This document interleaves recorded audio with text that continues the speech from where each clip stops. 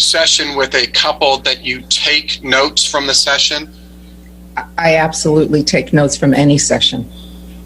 Do you take, at what time in relation to this session do you take the notes? I'm taking them during the session, and they know it. Because I don't want hours and hours and hours of homework at the end of a clinical day. So the notes are often, a lot of typos, wrong pronouns here and there, but essentially I'm just trying to gather facts as I go. Is it fair to say that you take the notes in a somewhat contemporaneous fashion?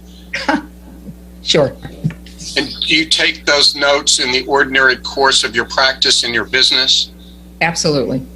Do you maintain or do you keep those notes as part of your treatment and regular course, ordinary course of business? I do. Thank you.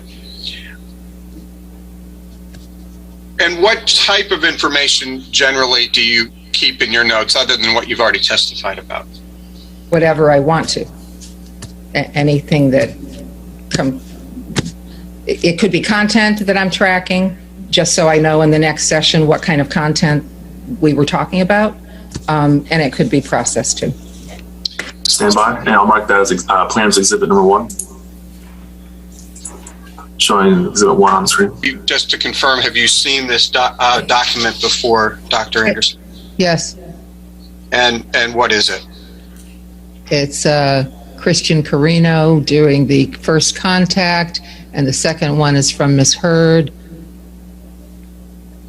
wanting to know how to get in touch with me. But accepting what's been thrust upon us, when was your first couples therapy involving Ms. Hurd? October 1st, 2015. Was that an in-person session? Yes. Where was the session held? In my office. And Mr. Depp was also there, correct? Yes. How long was that first session? 3.5 hours. Was that the first time that you had ever met Ms. Hurd in person? I think so. And was that the first time you had ever met Mr. Depp in person? Yes. Okay, now if you could please turn, and this is a multi-page exhibit Mr. Nadelhoff did not show you. This is going to be Plaintiffs Exhibit 2. Stand by. Can I interrupt a second, Ben? Sure. Adam, can you turn up your microphone? Because everyone's a lot louder than you, and when you object, I struggle to hear you. Can you hear me? Well, Michelle is a lot louder than you, so if you talk at the same time, I can't hear you. All right, I'll see what I can. Yeah, I'll see what I can do. Thank you. And Dr. Anderson, if you could just take as long as you would like to familiarize yourself with this document. I'll just state for the record, these are documents that you produced that have a Bates designation 1 through 17. Yes, I'm familiar. What are these? Oh, well, strike that. Have you ever seen Plaintiffs Exhibit 2 before? Yes. What is it? It's a redacted copy of my personal notes that I provided to you guys. And are these, I think you testified in response to Mr. Nadelhoff's questioning that the names Ann Henry and Joey Davis are pseudonyms? Yes. And would you please just identify for us who Ann Henry is in real life? Ann Henry is Amber Heard. Joey Davis is Johnny Depp.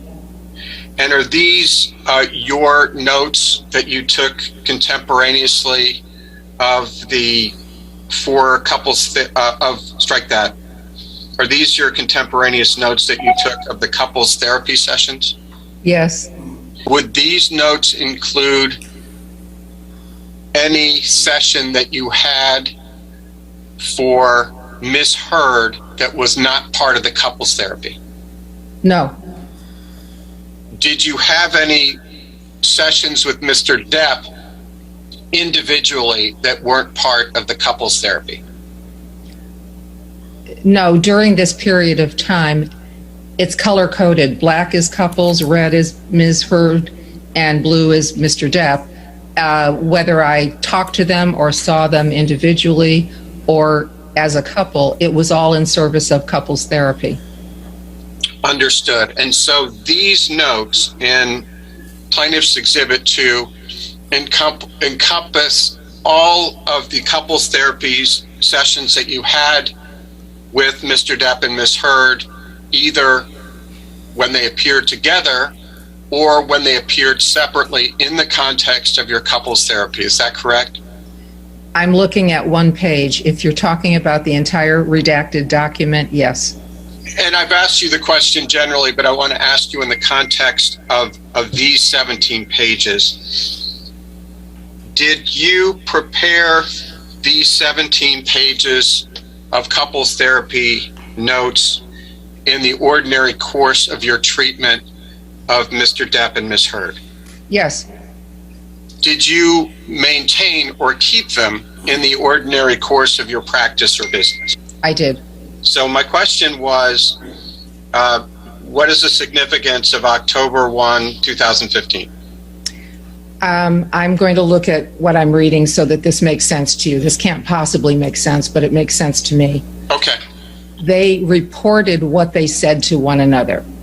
So the first line is Ms. Heard talking, saying that Mr. Depp says to her, "No one likes you. You're getting fame from me. I'm falling out of love with you. You're a whore." She's reporting just in the first session just how bad the relationship is, just how mean they are to one another. And at that point, because I'm typing quickly as they go along, I'm switching into a different voice, more about the process between them, where she has, I believe, interrupted him. He says no more about what she says about him. And it's just that they're fighting and she has a hard time. She bites the bait. She can't let him talk, is my recollection. And from this, that's kind of what that is. So it gives me a sense of what they're doing at home. They're each reporting. This is what we say to each other. Okay, I appreciate that, Dr. Anderson. I'm just going to try to break it down into little bits. So October 1, 2015 is the date of the first couple session, correct? Yes. And 2.5 means 2.5 hours long from start to finish? I am guessing they were present for 2.5 hours, but that I waited, whatever the the ledger says, but I waited an hour for them to show up. And Dr. Anderson, in that first bullet point that we can see, you write, "Jay says no one likes you, getting fame from me, falling out of love with you, whore." Jay is Johnny Depp? Yes, but that was said by Ms. Heard. So is it fair to say that Ms. Heard was saying that Johnny said to her, "No one likes you, you're getting fame from me, I'm falling out of love with you, whore"? That would have come from Mr. Depp, is that correct? Ms. Heard reported that that's what Mr. Depp said to her at their worst. Yeah. Did Amber, when Mr. Depp told you that Amber had hit him in the jaw, did Amber respond in any way? Did she deny it? Did she admit it? I don't think she denied it, but what I believe from my notes was that she galloped off in a new direction, and they continued to talk, and there was no more that Johnny Depp was going to say about what he was reporting. It was more that they started into a fight. And I wrote that their process is a back and forth firing at each other. At that point, he had some energy. And they don't communicate. They have terrible skills. At any point during the first session, did Ms. Heard interrupt Mr. Depp when he was trying to talk? Yes. She talked over him. She had rapid fire talking. Did she interrupt him during your other sessions that are reflected in Plaintiffs Exhibit 2? Yes, and I pointed out the process to her at some point, and she got it, that that no one could actually have a decent dialogue with her if she was rapid firing and talking over and just barraging. It was a process issue. You write, doesn't answer directly when he asks her a question. To what were you referring there? Don't have a clue. If I could direct your attention further down the page from plan, you see the notation to October 6, 2015? Yes. Was that the second couples session? No, it's red. It's Amber alone. So is it fair to say that you met alone with Amber for 2.25 hours in the context of the couples therapy? Is that correct? Yes, this was to get her background material. So tell us what you mean in that one section. He hits her, no closed fist. She hits back and now starts it for pride because father hit her. Would you please tell us what you meant by that? This is her reporting to me. It's the only thing in this clinical session that apparently was about physical abuse, or else it would not have been redacted out.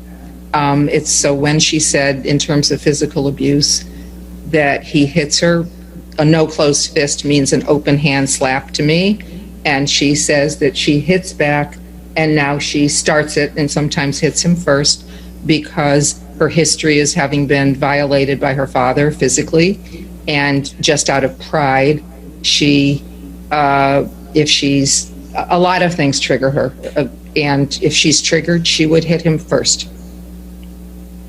And the he you're referring to is Johnny Depp, correct? Yes. When you said that she sometimes hits Johnny first because of pride, what did you mean? She was sensitive to feeling disrespected, and a number of other things. But, and if she felt disrespected, she had come out of her background history feeling that her pride needed to dominate, and she needed to stand up for herself. When Ms. Heard told you that Johnny Depp hits her or slaps her, Johnny Depp was not present, correct? Correct. Okay. And it wasn't plural. It was, she referred to, well, I wrote he hits her, yes, so maybe it was plural. But he was not present when she made that assertion. He was not. Did Ms. Heard tell you that she socked Mr. Depp? Yes. She was describing kind of the progression of the physical violence. Did you have any understanding of what she meant when she admitted that she socks Mr. Depp? Yes, because there were 3 lines above this that explained the progression a bit, and I've already said what it was. She felt she had to hit him back if he hit her, and so she always did. And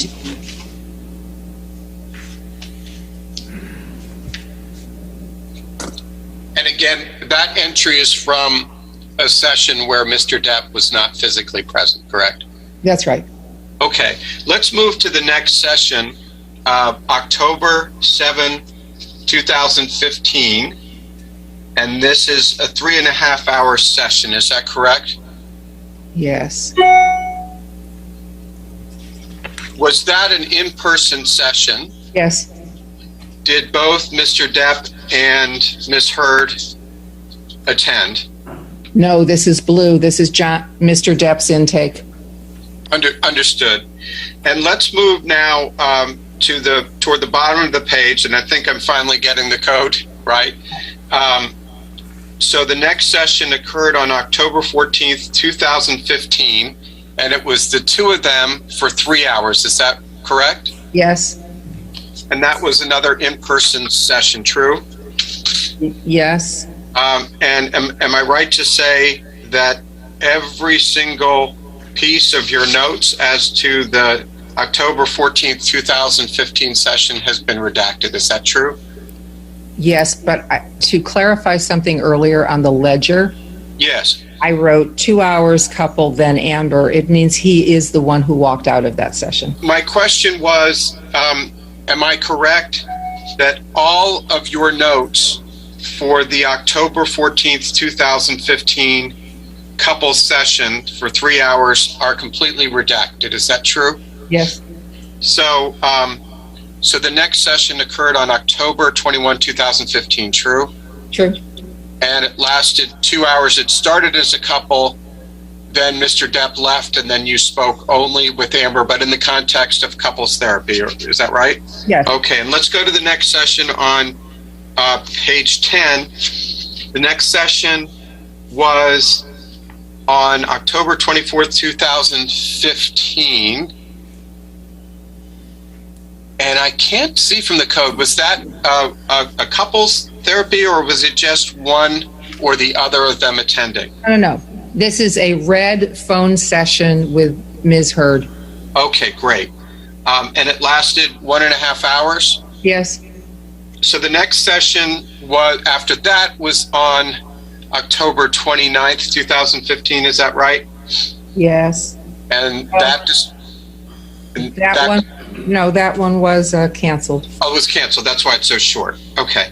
And then the one after that, still on page 10, was on November 12th, 2015. There's an appointment on 11/4 that was canceled that I didn't put an entry on. Okay. Well, that's helpful. What about November 12th? Was that a joint session? Yes, it was. And was that in person? Yes. Okay. And then the next session on page 11 is that even I can understand. So there was a no-show on December 4th, 2015. Is that right? Yes. I'd like to clarify the no-shows. Please do. I think they both told me, but I think Mr. Depp told me at one point. But I already knew because this happens with couples. When a couple is having a lot of trouble in sessions, but they're doing well at home and they're in a little bit of a honeymoon, period, they cancel instead of coming in because they know coming in will get them into conflict. Okay. And fair to say that happened again on December 10th, 2015? I can't tell which sessions they were sick or which sessions they were canceling because of this dynamic, but it was admitted and explained to me, and I understood it fully. Okay. And still on page 11, the next session was on December 15th, 2015, and it was a telephonic session. Is that right? With Ms. Heard. That was with Ms. Heard. Okay. You write, then last night, Monday, she slapped him as he sat there talking incoherently. Who slapped who? I actually know what happened. What happened? This was, as I said, Ms. Heard talking on the phone to me. Mr. Depp's mother was in ICU. He had been doing he was fucked up, as she would say, on a lot of drugs, and she slapped him because he was being incoherent and talking about being with another woman. Did she tell you that he had hit her first, or was she the one who initiated the slap? She initiated that one because I think she felt demeaned and threatened. And this is what she reported to you, correct? Yes. He was not present. He was not on the call when she made these allegations. Was he? No. And you didn't see any of this, did you? No. And you didn't see her in person? No. After? Okay. Then there is a notation. Should she call police? ? Where is that? That's right below what we were just talking about. There, in red, it says, should she call police? What does that refer to? So what did you mean? That was her asking me. Did you respond to her? I believe I did. Then you write, doesn't want to divorce, wants to want to divorce. Yes. What did you mean by that? She loved him. He loved her. She believed that she wasn't stupid. She knew that what they were doing wasn't healthy. And so she wanted to divorce him, but she didn't. And yet it had escalated to this point. So she was trying to figure out what to do. And she had an entourage around her telling her what to do. Who was her entourage? She had a routine group of friends that stayed with her, lived in her home, probably as well as paid people that I don't know. Do you recall the names of any of her entourage? One was Rocky.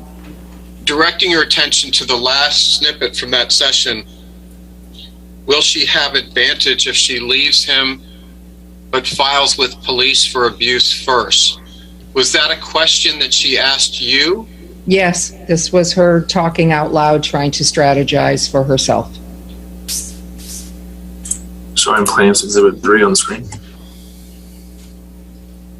And Dr. Anderson, I think this is the same document that Mr. Nadelhoff showed you as Anderson Exhibit 6. So I'm not going to ask you to identify it again, but I do have a couple of questions about it that Mr. Nadelhoff did not ask. I believe you testified, and correct me if I'm wrong, that you have never spoken to any of Ms. Heard's other psychologists or therapists. Is that true? That's true. And putting that aside, when she refers to her own therapist in this Exhibit 3, do you know the name of that person, putting aside whether you had ever spoken to him or her? I do not. Okay. Did Ms. Heard ever explain to you why the nuances and complexity of her relationship with Mr. Depp would be lost on her own therapist? I believe that she felt known in a more thorough way in terms of her behavior inside of the relationship. And let's pick up where we left off on the bottom of page 11 of Plaintiffs Exhibit 2. Okay. And specifically the entry that begins on January 13. It's at the very bottom of page 11, literally the last line. Oh, that's it. On January 13, 2016, was this a joint session with Mr. Depp and Ms. Heard, or was this just with one of them? It was only Ms. Heard. And let me go back and see if it was phone. No, I'm sorry. It was in person. No, never mind. 11316 was Ms. Heard in person. And do you know how long this in-person session was with Ms. Heard on January 13, 2016? I think it was probably just 1 hour. Okay. You write, didn't fight on island till last day. On island started to get into something. What were you referring to there? Well, Christmas had occurred, and the goal was they had a lot of people go into his island, and they were going to be together, and the goal was to try and get through the Christmas holiday without fighting. And so she was reporting on that. I see. Then you write, he got aggressive, threatening, didn't touch him, hid in bathroom. What were you referring to there? What she reported to me,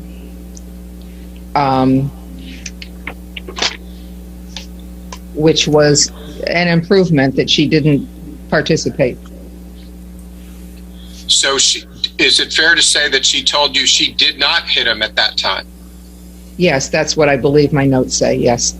Then you write she threw can at him since home fighting, then she better. Who is the she who threw a can at him? Miss Heard. And the him whom she threw a can at was Mr. Depp, correct? Yes. Did you receive that email on or about March 8th in the morning at 6:23 a.m.? Well, apparently because I responded in the morning. Okay, well then we'll skip it. We'll go right back to your response. So the response at the top of the page, the second entry, I suppose, did you write that email to Mr. Carino on March 8th, 2016 at 7:27 a.m.? I did. And fair to say that you weren't enthusiastic about the idea of making a house call? I was not. And Mr. Nadelhaft asked you about what it was you wanted Johnny to understand about the process. And I was wrong, because I can see now the date of it, looking at it more carefully. This is after the relationship has devolved considerably. So what I think was guessing was earlier in the relationship. I don't know what it was I wanted him to understand. Let's go back to Exhibit 2 then, please. And we're not going to repeat. We're just picking up where we left off.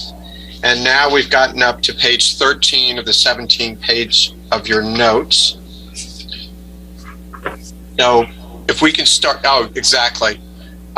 Do you see where the notes of your session on June 18th, 2016 begin? Yes. And was this a solo session, couples session between you and Mr. Depp only? This is with Mr. Depp. It's blue. It's just the two of us. Gotcha. And it lasted 1 1/3 hours? Yeah. You write fight on her April 22nd birthday. He late, huge fight. His mother died on the 20th. I think I know what you're referring to, but if you could please describe that for the record. 1 second. This is when I got the Scaramanga Productions on my phone. So he found me at home, which was new.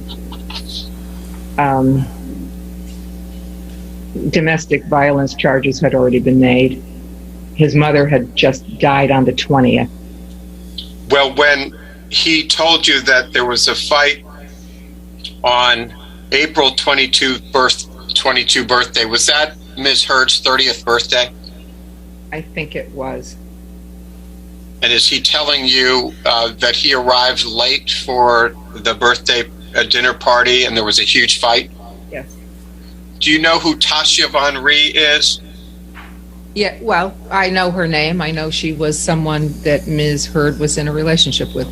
Then you write, was chaotic violence, but gave as good as she got. What does that mean? I believe I'm quoting. I think I'm quoting what. Some of this is just my typing the words he's using while he's talking. He's also very verbal when no one's interrupting him.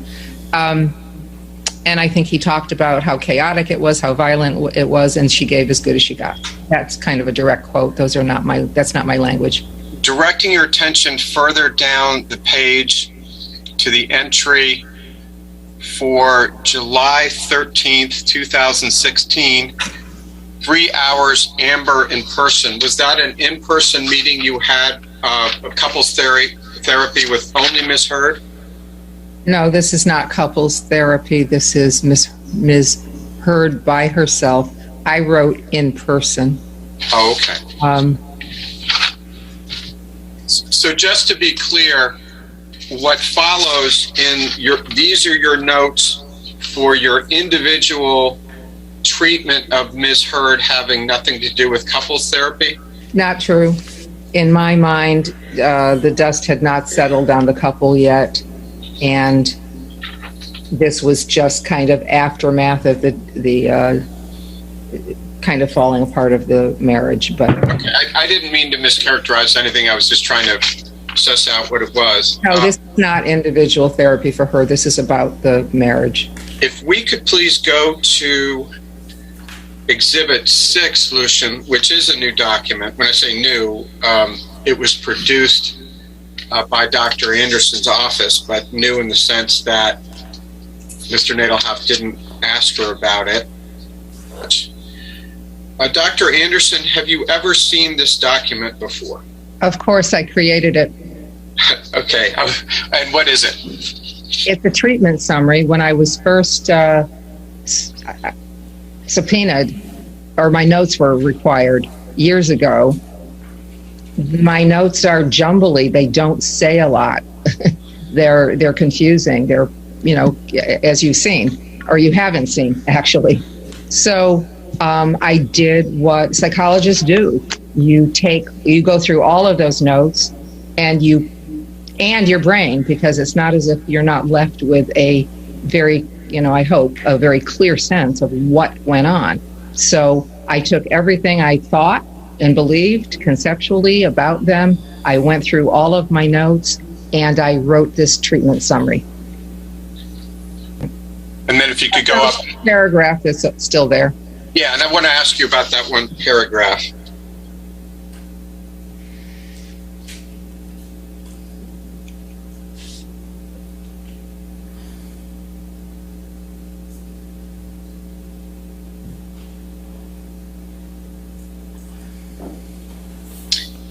I think you've described this in the course of your testimony, but I did want to ask you about your sentence. She reported always hitting him back as a point of pride, but admitted that she eventually initiated the hitting herself. Is the she you're referring to Ms. Heard? It is. And is the him you're referring to Johnny Depp? It is. Okay, let's move to the next page, please. And I just want to focus on a snippet on Bates, page 3.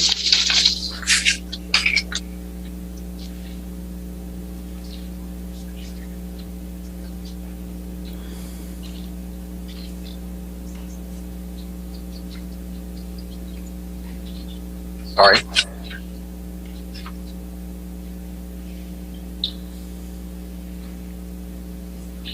You write, she reported trying to initiate a fight with him one night by slapping him when she was offended by what he said. Is the she you're referring to there, Ms. Heard? Yes, it is. And is the he you're referring to Johnny Depp? Yes, it is. Then in the last sentence, it was also at this time that she showed me photos of her injuries. When did Ms. Heard show you photos of her alleged injuries? Well, to the best of my pulling together the information I wrote down, I'm saying it was right after that fight. And my recollection is she came in, she talked to me by phone and then came in the next day.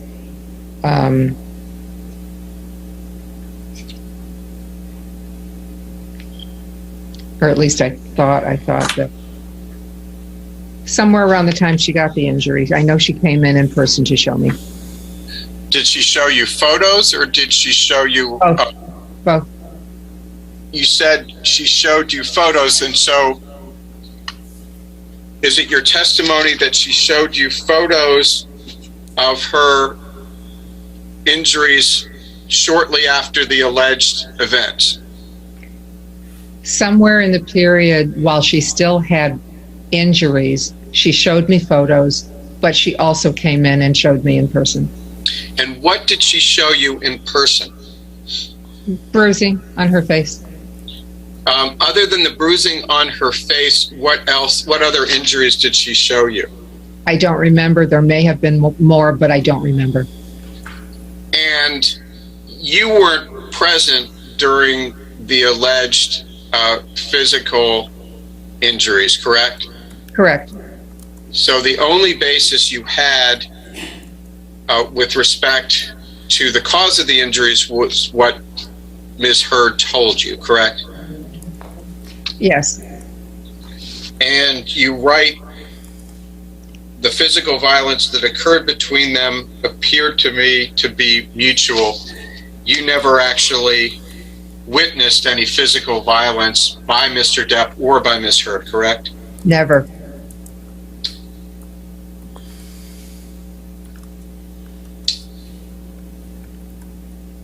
And you said that they were each victims of domestic violence, both in their family. They were each victims of domestic violence in their families. What did you mean by that? They were each beaten by parents. Go back very briefly to Exhibit 2. Stand by. Page 11.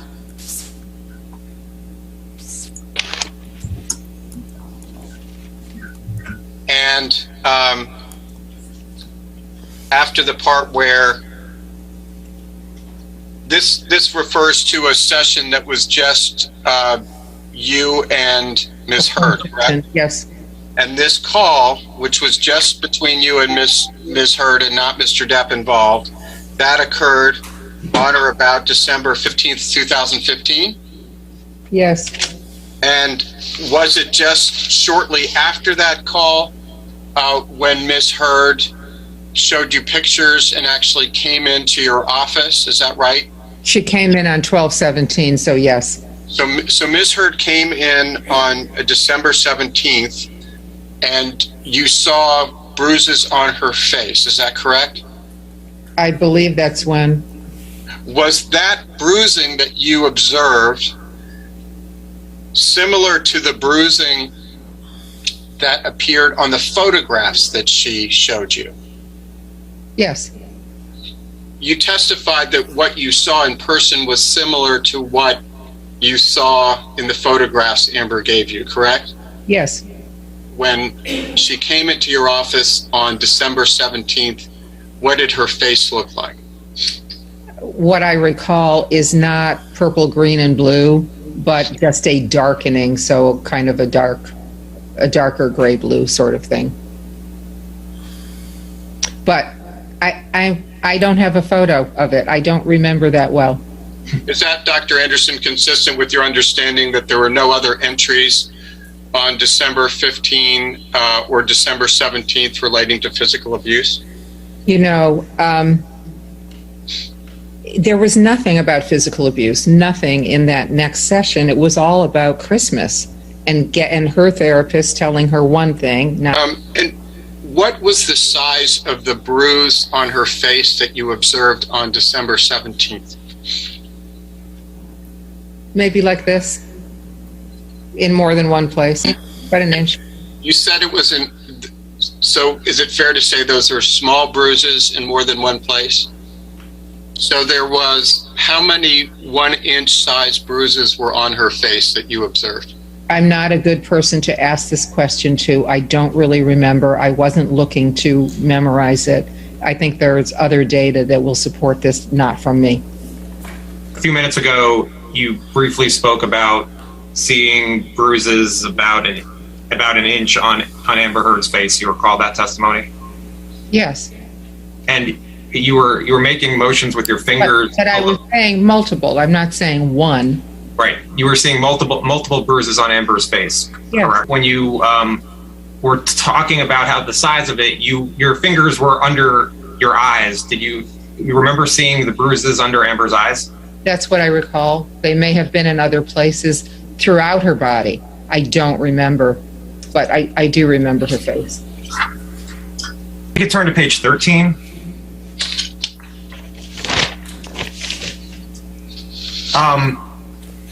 In the blue, where it says, was chaotic, violent, do you know what Mr. Depp was referring to there?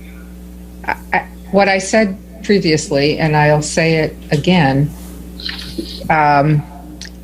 he's kind of doing a retrospective of trying to understand the relationship and is characterizing it as chaotic and violent, but she gave as good as she got, and he and she started it. But he's complaining, but he's also just kind of describing what the relationship was. His mother is dead at this point. The relationship is not good. It's over pretty much, and he's trying to come to terms with it, and he still loves her and is mourning. So he's a very articulate man, and when left alone to speak, he can describe intelligently what's going on. I think while he's talking, and I'm not trying to be obtrusive with my taking notes, I'm listening, I'm talking, but I'm also copying down a word here and there. So my belief is that those are his words. And Mr. Depp, I think you testified about this, but I just want to make sure clear. Mr. Depp told you Amber gave as good as she got, correct? Correct. Did you ask what Mr. Depp meant by gave as good as she got? I was pretty aware of what he meant. I agreed. What did you understand Mr. Depp to mean? All right, I have. She initiated fights. She started violence. She rose to the challenge if he started first, and so she, in my opinion, that had been established throughout the relationship, that she fought as hard as he did, and he tried to de-escalate far more than I think she did. Do you know, did Mr. Depp talk about his fingertip with you before June 18th, 2016? No, because I would have written it when he first mentioned it to me. Did you ever see Mr. Depp with an injury to his finger during any of your sessions with Mr. Depp, or counseling, or sessions together with Amber Heard? During that session, yes, he showed me. On June 18th, 2016, but before June 18th, 2016, did you ever see an injury to Mr. Depp's finger? No. But yes, no, I didn't. When we were going through Amber's, the incidents where Amber described Mr. Depp being violent, Mr. Depp was not present, correct? That's true. All right. Thank you. All right, ladies and gentlemen, we'll go ahead and take our lunch for the afternoon now. No outside research, not talk to anybody, and we'll give you till 2:15, okay? So you can be excused with Deputy Lucen now. Thank you.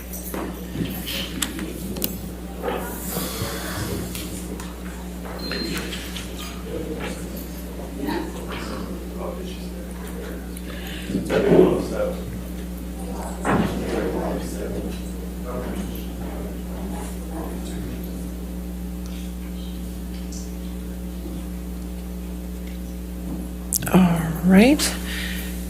For this afternoon, do you need this TV anymore for this afternoon? For the first witness, or? The last witness. The last witness, so we can put it down during lunch? Okay, perfect. All right, we'll be back at 2:15 then. Thank you. All right.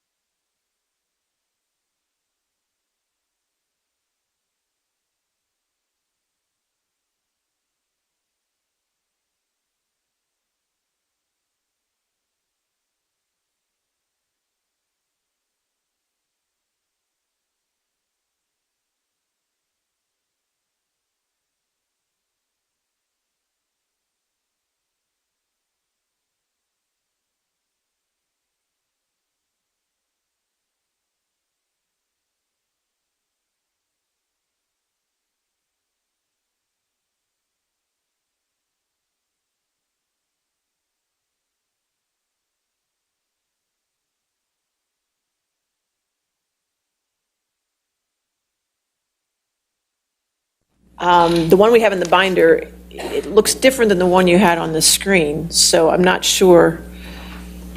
The one on the screen looked much more redacted, but maybe this is redacted? I think the only thing that were redacted was the phone numbers. Okay, so the emails are all right, everything? I think I fine with us. I think it was.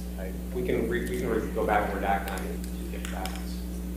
I just want to make sure, because it seemed like the one on the screen had a little more redaction than the one I'm seeing here, so I just... I didn't think it did, but I stand corrected. Well, there are identifiers on here, at least emails. There's no cell phones on here. Those have been redacted. I didn't think the emails were redacted, and I thought they were the same, but Okay. I'll do whatever the court. No, I don't care. I just want to make sure everybody agrees that the one that I have is the one that's in evidence. I think, Your Honor, the one that was on the screen did in fact redact the email addresses also, Okay. which is not the same as I think what you have. So I think we can replace it probably with Did you redact it? we didn't. David Murphy redacted it. David did. Okay, I apologize, Your Honor. I apologize. So yeah, we'll provide you the redacted. So I need a redacted there. Is there any chance in the future that you guys maybe can talk ahead of time and get these redacted ahead of time or something? Possibly? Trying, Your Honor. Okay. All right, it's just, I still have 3 pending redaction now. Right, and 2 of those, I think, they're ready to... Oh, look, with a smile on your face, Mr. Rottenborn, I see that. He was trying to Okay. make you happy. I know. He wants to be the star of the day. That's okay. The first one, we'll just exchange redactions so we review both. Okay. All right, so now I have 844, the redacted copy, correct? And I have 210, the redacted copy. Okay, perfect. All right, so that then just leaves me with 397 then, correct? The one who just, Plaintiff's 548. 548 also. Okay, 548 and 397 now. And we expect to have that to you this time. Okay, perfect. All right, anything else this time? Oh, good, okay, ready for the jury.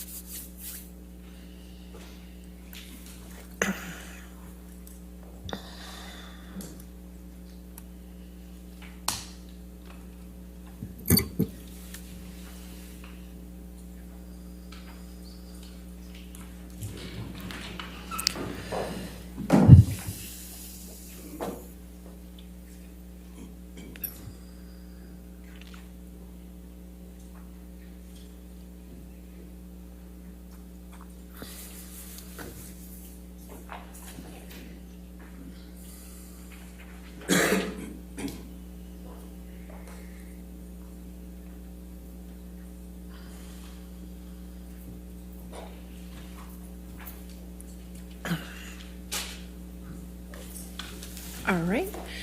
Your next witness, Mr. Chu? It's called Gina Duders. All right, excuse, say that again, I'm sorry. Gina Duders. Okay, could you spell that last name for me? Deuters. Thank you.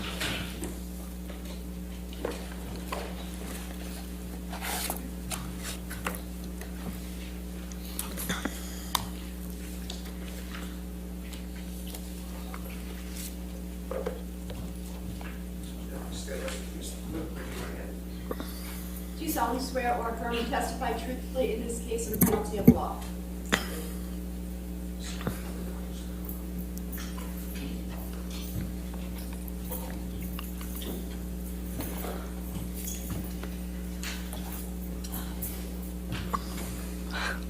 All right, all right, thank you. All right. And good afternoon, Ms. Duders. Hi. Would you please state your full name for the record? Yes, it's Georgina Diane Duters, but I go by Gina. Okay. And Ms. Duders, where are you from? London. And can you tell us a little bit about what your occupation is?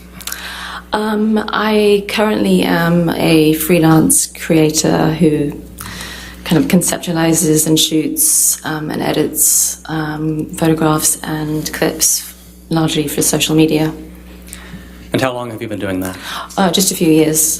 Before that, I was a visual effects coordinator for movies. And can you tell us just very briefly what that means?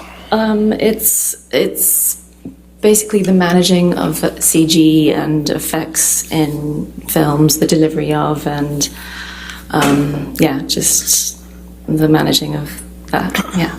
And how long did you do that? From 2002 to 2016. Okay. Any films we might recognize? Charlie and the Chocolate Factory, The Dark Knight, terrible Christmas movie that I won't mention, Pirates of the Caribbean 4? Yeah.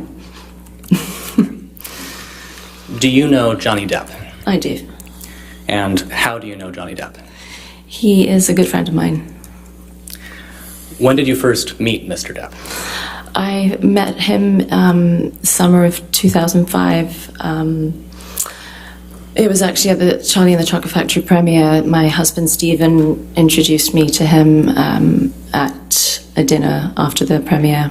And he was super sweet and warm and kind of ushered us in to join him at dinner. And I remember being very nervous like I am now. That's when we first met. Okay. You say your husband Stephen introduced you to Mr. Depp. Yeah. How did your husband know him? I'm sorry? How did your husband Stephen know Mr. Depp? Oh, he started working with him on Charlie and the Chocolate Factory.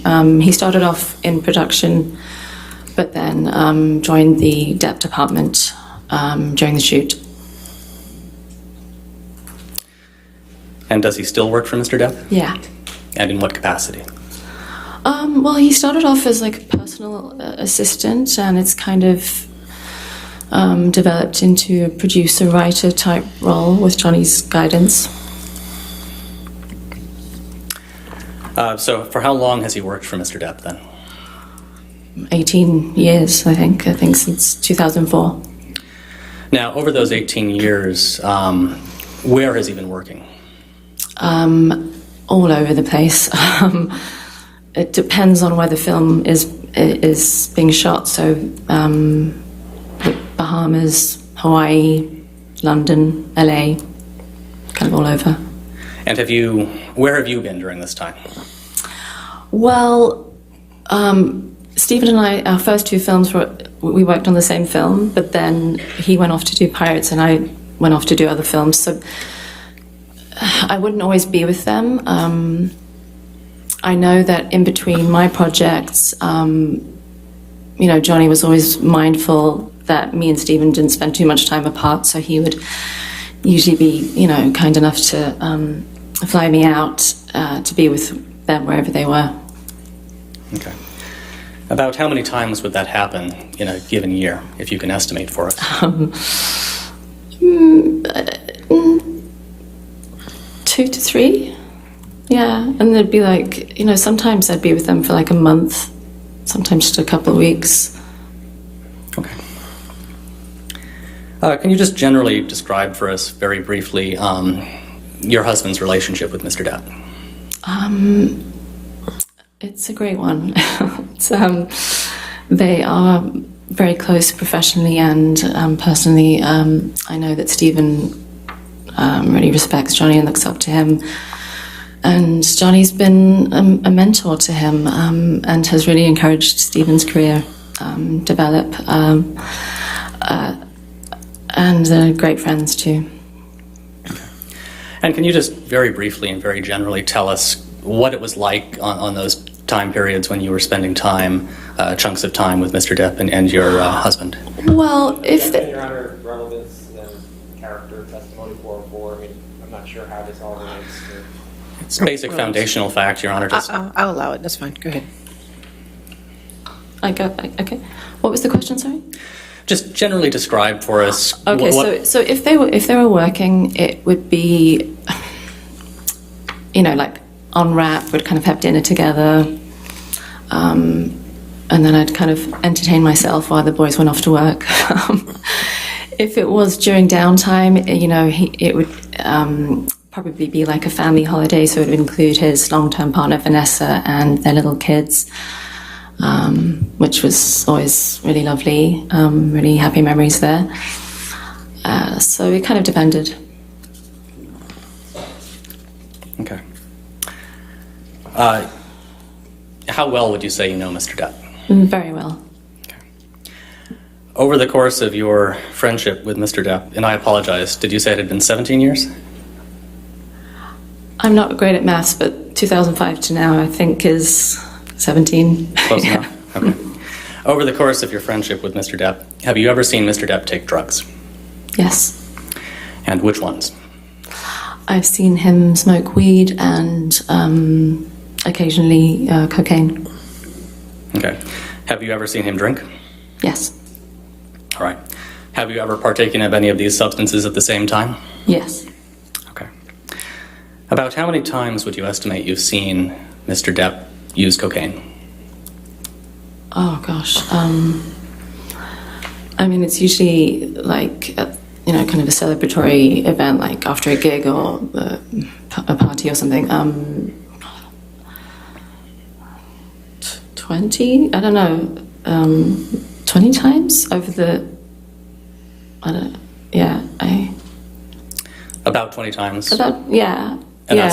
that's over. I mean, yeah, I haven't been kind of keeping count, but it's not a regular thing. It's sporadic. It's okay, and that's 20 times over what period of time? Gosh, I think like the last maybe 10 years. Okay. And how often have you seen Mr. Depp consume alcohol? Since I've met him. Okay. Can you describe for us how Mr. Depp seems to respond to cocaine? I quite honestly can't gauge much difference in his demeanor. This stuff kind of tends to make the average person a bit chattier and maybe stays up a bit longer than they should. But nothing out of the ordinary. Okay. Same question for alcohol. How would you say, based on your interactions with him while he's drinking, how does he seem to respond to it? It's kind of annoying, but he holds his liquor very well. Gosh, I kind of more jovial, or just I've never seen him. I've honestly never seen him like drunk. I've never been with him in that kind of situation. Does he seem to drink to excess in your experience? No. Okay. Have you ever seen him get angry or violent while on cocaine? No, definitely not. Have you ever seen him get angry or violent while on alcohol? No.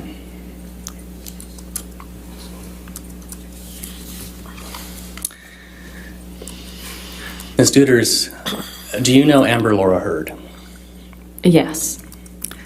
And when did you first meet Miss Heard? When did I? Yes. Well, we met kind of very briefly on the set of The Rum Diary, but, it's just kind of quick greeting in the craft tent, I think. And just so everybody's on the same page, what is The Rum Diary? The Rum Diary is a movie that we shot in 2009 in Puerto Rico. It starred Johnny and Amber, and I was there with Stephen. That was one of the times that I wasn't working, so I traveled out to be with Stephen, and I was around. I did end up doing a little thing for the visual effects department, but mostly it was leisure for me. Was there anything noteworthy about your interactions with Miss Heard on that occasion? No. Okay. When did you next meet Miss Heard? I think a couple of years later, Rum Diary press tour, I went to the premiere in London. And again, it was just a kind of, greeting. It wasn't, we didn't kind of hang out or chat properly or anything. And again, just so everybody's on the same page, what is a press tour? A press tour is when a film comes out, the actors and the director usually travel around with the film and show it in different cities all over the world, and the actors usually have to do interviews to promote it and just get the word out. Okay. And this was a press tour for Rum Diary? Yeah. And what city were you in? I went to the London one. Okay. And does anything stand out to you about your interactions with Ms. Heard on that occasion? No. Okay. Were you aware at that point that Mr. Depp and Ms. Heard had started a relationship? Yes. And how were you aware? Because Depp's team, Johnny's team, there's just always an open, constant flow of information, because ultimately, Jerry Judge would be looking after Johnny, so would kind of get updates as to where they were going and what he was doing. And so in that way, we got kind of, notified that, they just got together. Okay. And you mentioned a name there, Jerry Judge. Can you just tell the jury who that is?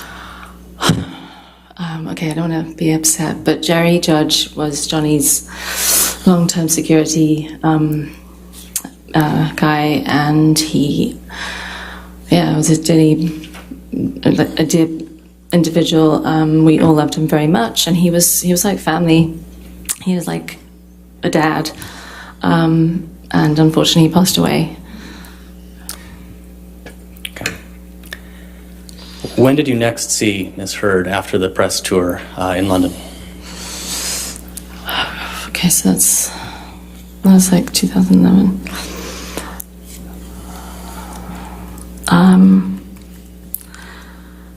I think it was on a trip that we accompanied Johnny and Amber on to Las Vegas for a few days. And can you estimate for us just approximately when that was? Or maybe that was 2012. I'm so sorry,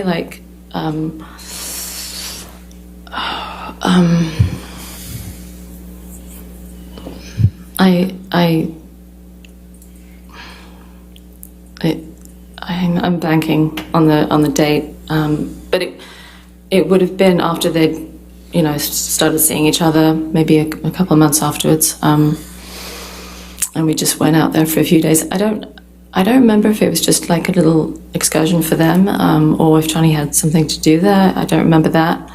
It was just for like 2-3 days. Anything stand out to you about that trip? I was kind of excited to meet Amber, because she was Johnny's new girl, and but I remember kind of trying to, kind of make eye contact, and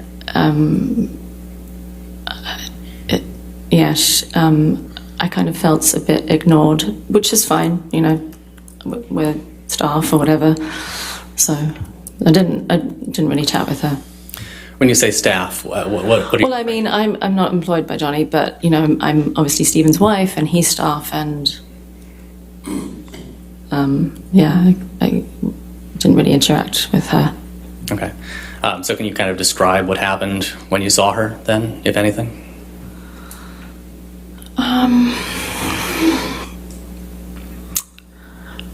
No, nothing of note. Just that she didn't really engage or make, just didn't really acknowledge our presence. Okay. Did you see Mr. Depp and Ms. Heard interact at all on that trip? Yeah. Okay, and can you describe that for us? They seemed pretty in love. They were tactile, and they seemed happy. When did you next meet Miss Heard?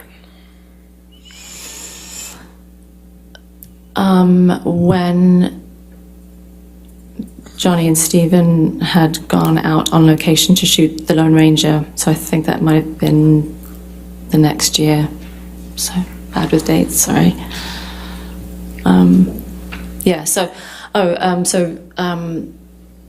I think through Johnny and Stephen, Amber and I were kind of put in touch, and we went vintage shopping together, and went to get a coffee once, and then with Johnny and Stephen kind of looked around some galleries, art galleries.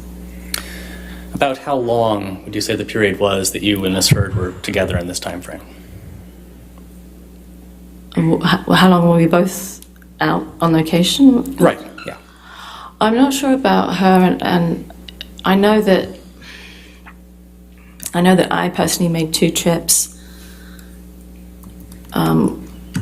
which seemed to coincide with her being there. So it was nice, kind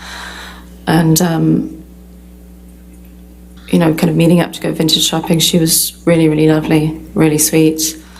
We got on very well, and it was fun. It was, she's very charming. Mm-hmm. Did you discuss her relationship with Mr. Depp at all? I remember going for a coffee, and she seemed a bit, just a bit kind of frustrated that I don't think Johnny was ready to go public with their relationship yet, and I think that was, frustrating for her.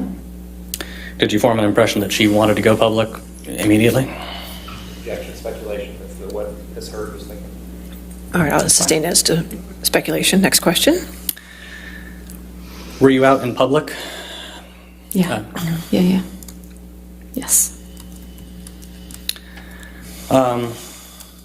When you were interacting with Miss Heard in this time frame, did you notice at all whether she was wearing makeup? No, I don't think she was wearing makeup. She's naturally beautiful. I remember, just thinking how gorgeous her skin was and how, pretty she was. And, how could you tell that she wasn't wearing makeup? Well, I consider myself to be quite the makeup expert. Earlier on in my adult life, I kind of got hormonal acne, which was awful. So I got kind of professional at covering that up. So I think I'm pretty good at telling if someone's wearing, foundation or concealer. Have you ever heard of Arnica cream? Yes. In fact, I actually was using it the other week. You can use the microphone. I'm just having trouble hearing you. I'm sorry. Oh, there you go. It's on. There you go.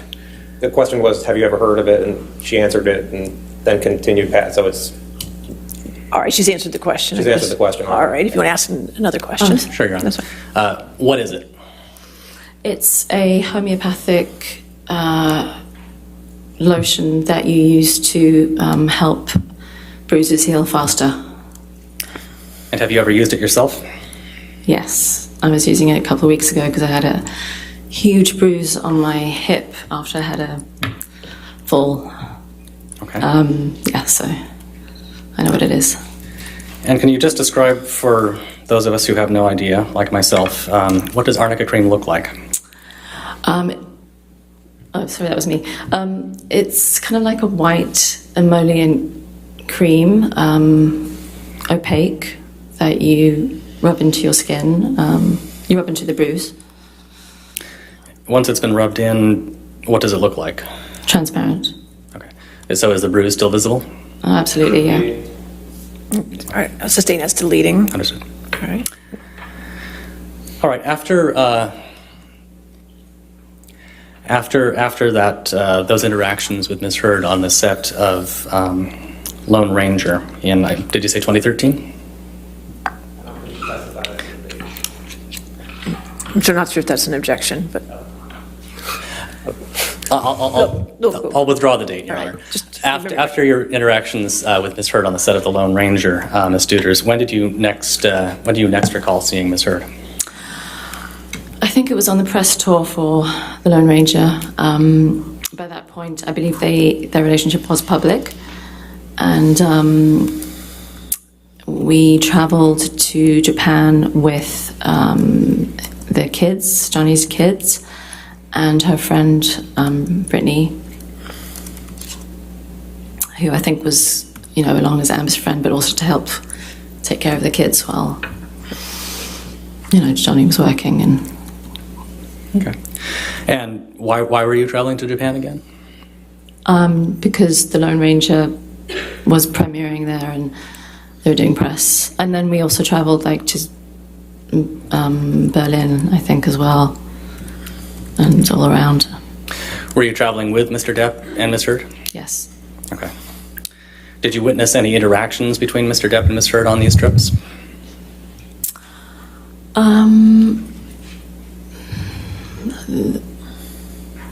Just generally on the plane, nothing to note.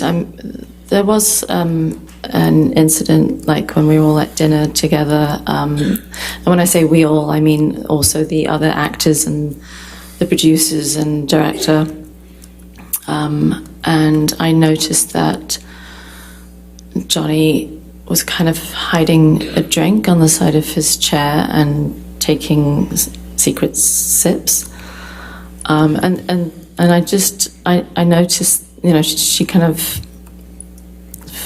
saw that and was quite angry about it, and I couldn't hear what was said, but he seemed to got told off by, the telling off, which was, it was kind of weird, it was a bit like telling off a child. What was he drinking? I think it was champagne. Okay, like a flute of champagne? Yeah, something like that. Okay. Do you have any impressions of, how would you describe their body language when they were having this conversation?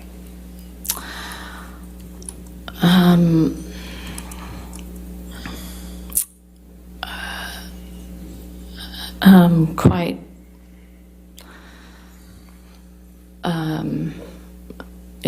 I think she was really angry, so,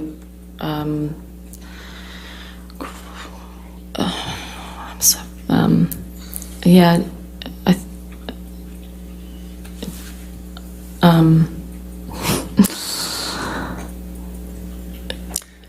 just kind of like dominant and just very angry, and just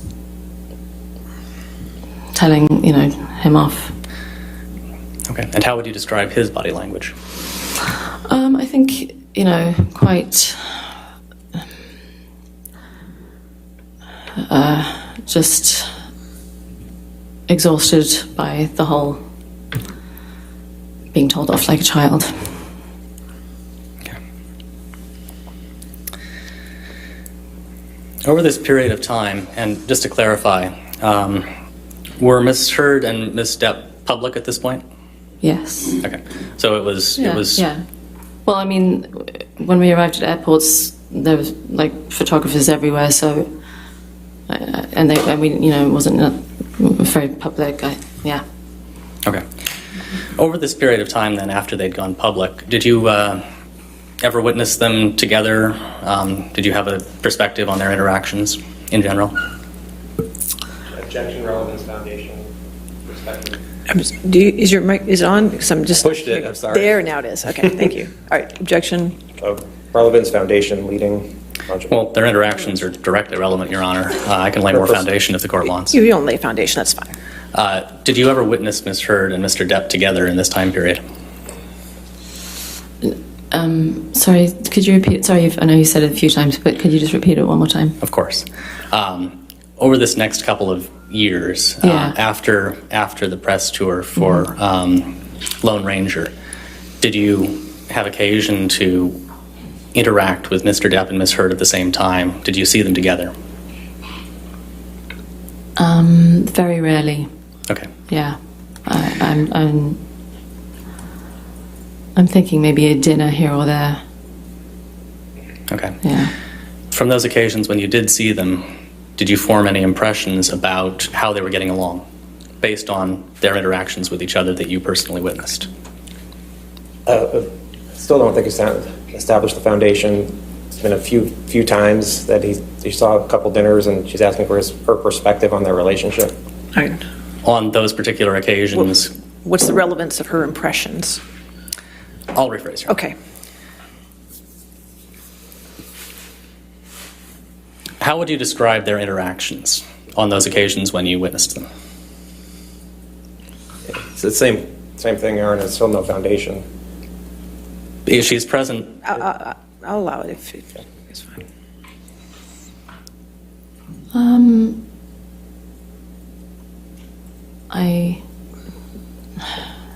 They seemed okay. I mean, they could be quite tense, but nothing to note. Nothing I would remark on.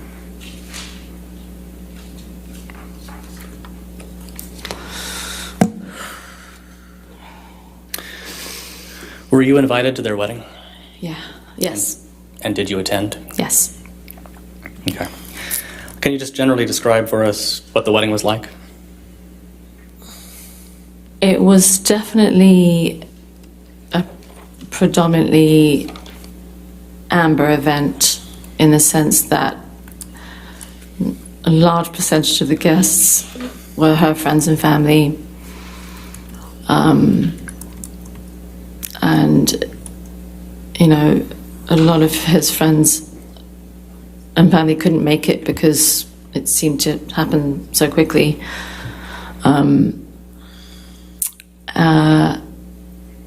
And yeah, they seem to be having, her and her friends seem to be having a wonderful time. Where did the wedding take place? On Johnny's Island in the Bahamas. Okay.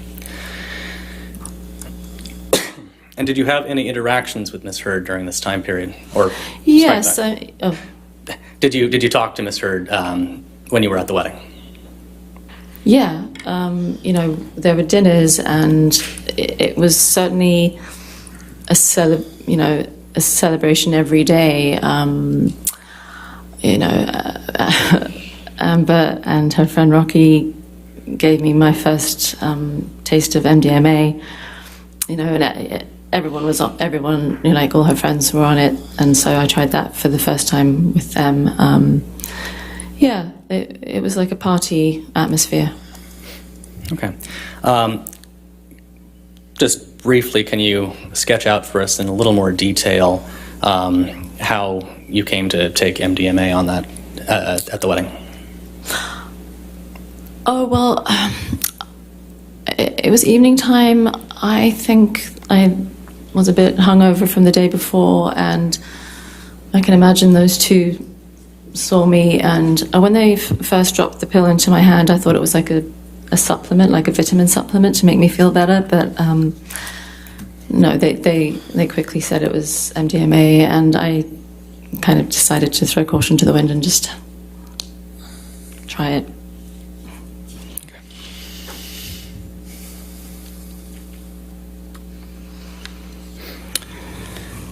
You mentioned that you traveled with Mr. Depp and Miss Heard to Japan and Berlin and possibly other locations as well. Can you tell us where else you traveled with them?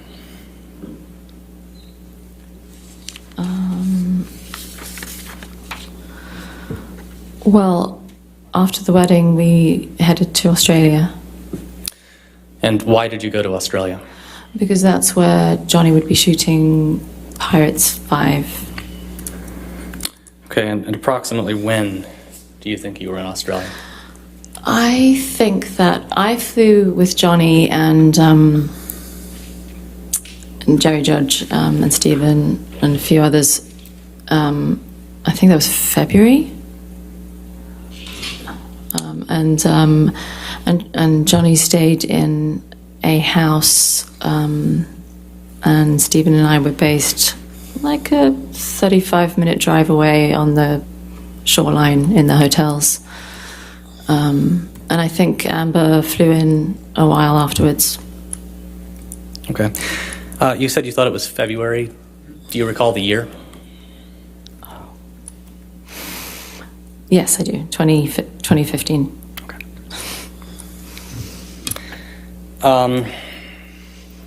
So just so we have the cast of characters clear, who from this group was in Australia at this point?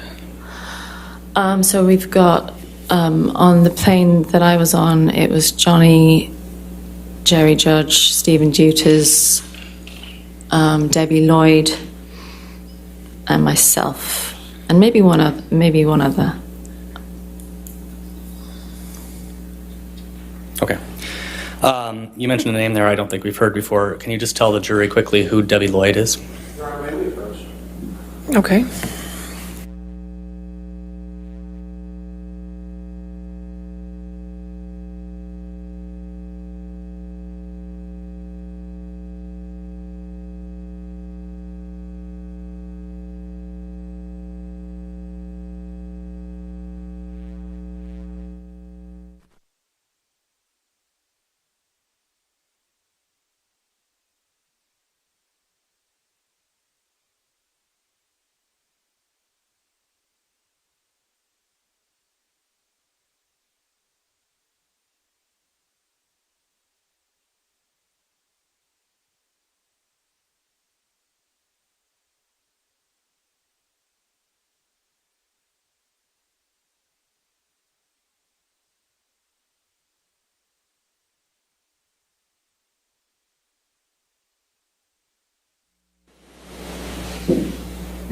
Ladies and gentlemen of the jury, we just have to take a few housekeeping matters up, so we're just going to have you take a recess for a few minutes, okay?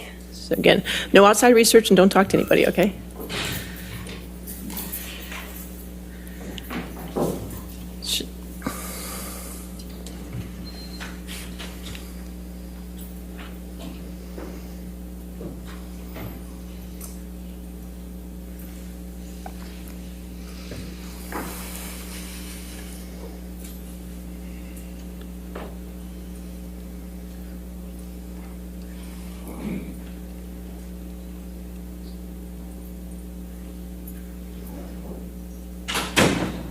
All right. Ms. Duters, I just had a question for you.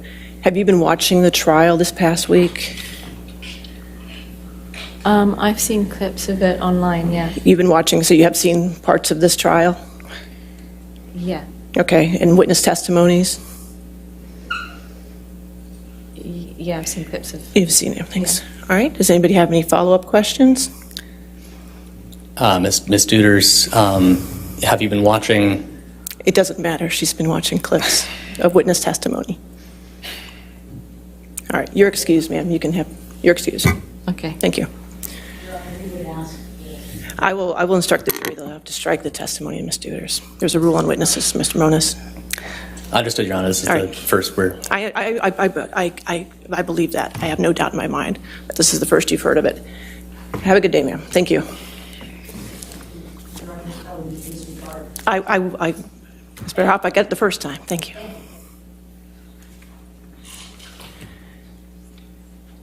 Your next witness is going to be on deposition, right? Yes, Your Honor. It's going to be on video. Okay. All right. Did you want to just take the afternoon recess now before we... Because your video thing. I'll take the afternoon recess, then I'll instruct the jury, okay? All right. We'll take 15 minutes. Let's come back at 3:15. All rise.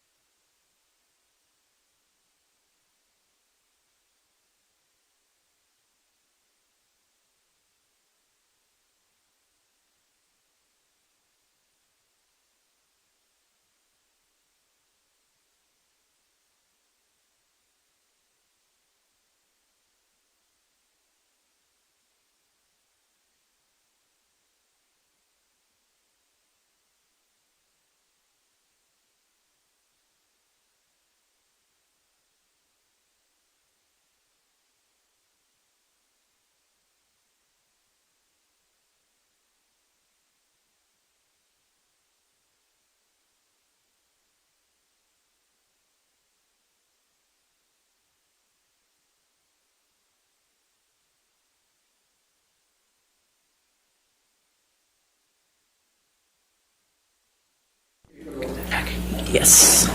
Yes, sir. Sure.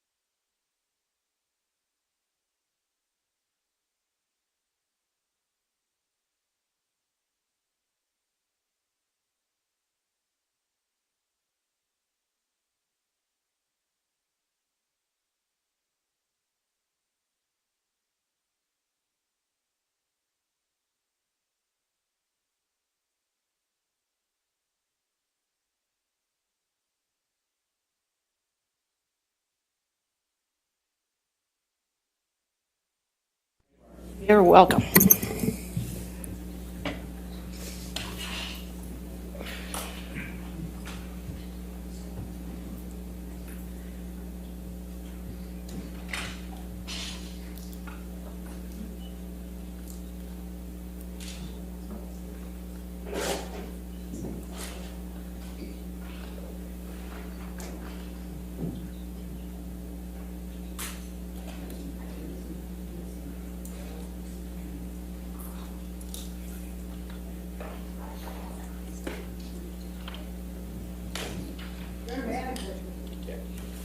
Could I get somebody from over here?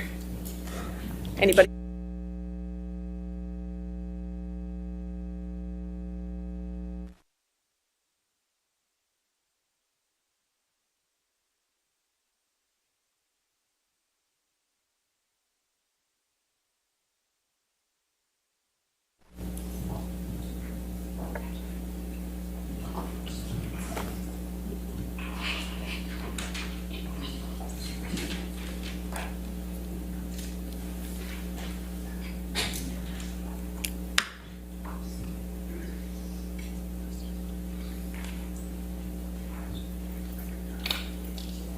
Not yet.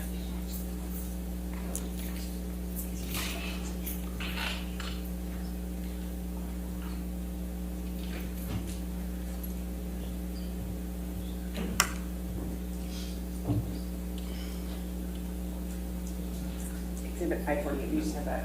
Okay. We're not going to do it, we're going to take that. Okay, sure, we'll take that up. All right.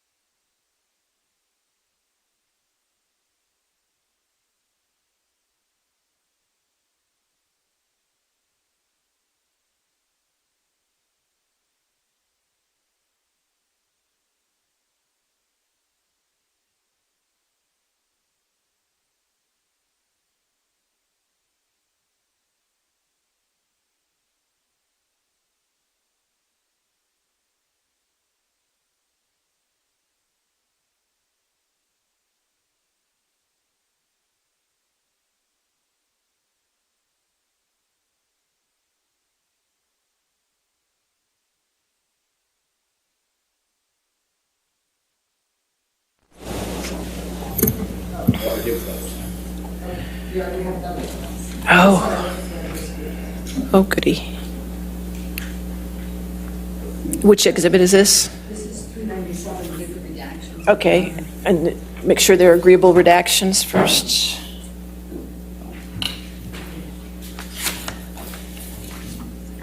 All right, so 397 with these redactions. Okay, there we go. If I don't give it to Jamie now, I'll forget. Okay. All right, that takes care of 397. Now we're going to have to probably start the video tonight and probably have to finish it tomorrow morning, correct? By the length of it? Okay. And are the exhibits, so you're going to be switching back and forth again? I think Your Honor, that we're just going to run this off of ours. I believe the parties have worked out the redactions. Okay. I think I could be wrong.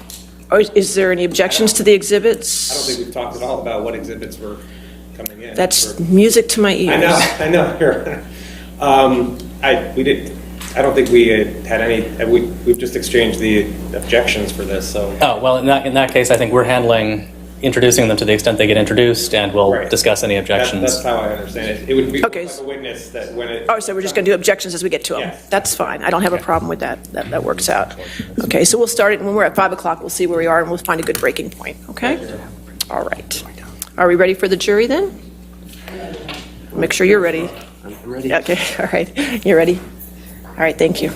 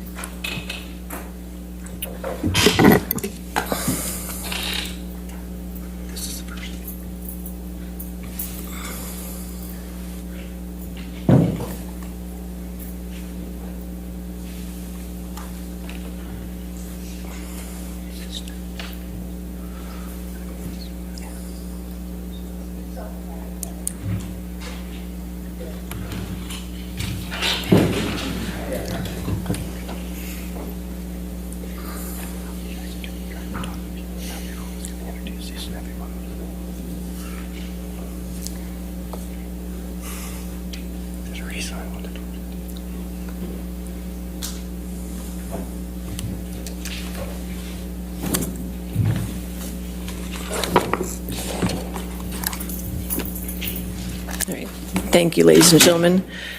Ladies and gentlemen, the court is striking Ms. Gina Duder's testimony in its entirety from the record, okay? Therefore, the court further instructs you, the jury, to disregard her testimony in its entirety. Understand? All right, thank you. All right, your next witness? Your Honor, we call Dr. David Kipper by video designation. All right, Dr. Kipper.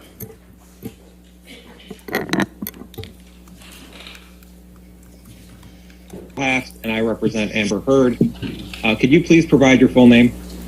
David Allen, A-L-A-N, Kipper, K-I-P-P-E-R. And what is your business address, Dr. Kipper?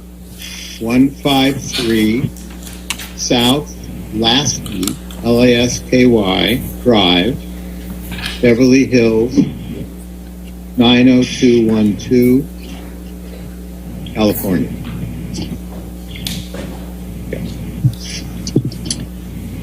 Now you're a doctor, correct? Yes. And an internist? Yes. How long have you been practicing medicine? Since 1977. And I noticed on your website it says you provide concierge health care. What does that mean? That means I provide health care on a retainer-based arrangement. What do you mean by retainer-based arrangement? Patients pay an annual fee, and all services are included. And I'm available 24/7. Now, you also practice, part of your practice is addiction treatment, is that correct? Correct. And you've written a book on addiction? Yes. Oh, what's the title of the book? The Addiction Solution. And by addiction, do you mean addiction to drugs and alcohol? Yes. Is there any other addictions that you practice treating? Well, there are behavioral addictions, but those are far less common. And in your practice, you've dealt with patients who've blacked out from drugs or alcohol? Yes. Who is Lisa Bean? A former employee in my office. And what was Ms. Bean's role in your office? She was a receptionist. And how long did Ms. Bean work for you? I don't have that specific information. I believe it was about 3 years. In working with Ms. Bean, did you find her to be honest? No, actually. Why was she not honest? She was inappropriate with certain patients, beyond what I consider to be professional. She discriminated in some regards to some patients. She was divisive in the office and created a lot of problems with the other staff. Did you terminate her? Oh, no, she quit. And who is Debbie Lloyd? Debbie Lloyd is a nurse that I have known for many years who has worked with me on home care and addiction cases. And is Miss Lloyd an employee or a contractor with you? She's a contractor.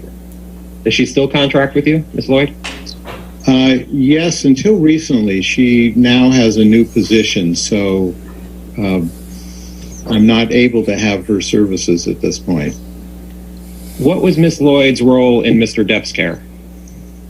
She served as his RN, as his registered nurse. And was Lloyd paid by you for Mr. Depp's care? Yes. So would it work that you would bill Mr. Depp for the care that you gave and Miss Lloyd gave, and then he'd be paid from that? Yes. And who is Erin Borum? She's an RN that was employed to help care for Amber. Was Miss Borum also a contract nurse? Yes. And so did Miss Borum have any role in Mr. Depp's care? Only if Debbie was unavailable, Erin would step in, and vice versa. And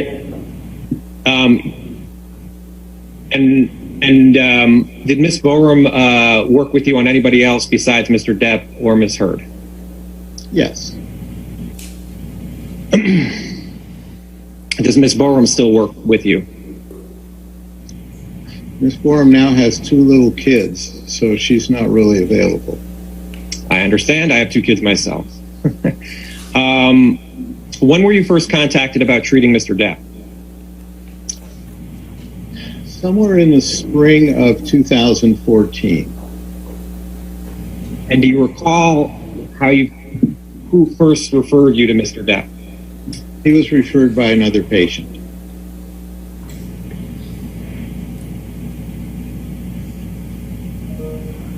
Did you talk to Tracy Jacobs at all about Mr. Depp?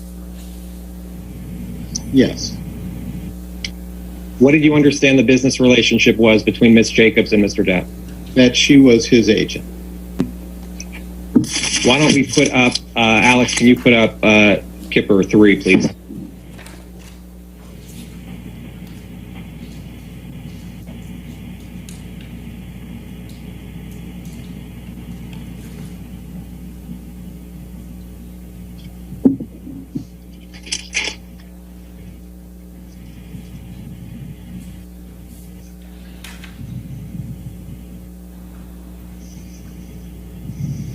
Dr. Kipper, do you recognize this document?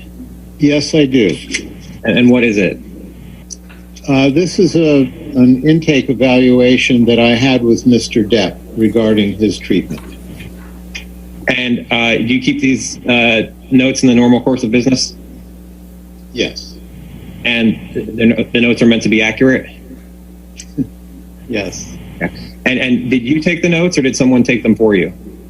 I took these notes. Is May 22nd, 2014 the first time that you met Mr. Depp? No. Your Honor, When did you? sorry, thank you. Your Honor, I move to admit Defendant's Exhibit 220, which is what Dr. Kipper was referring to there. Any objection to 220, Defendant's 220?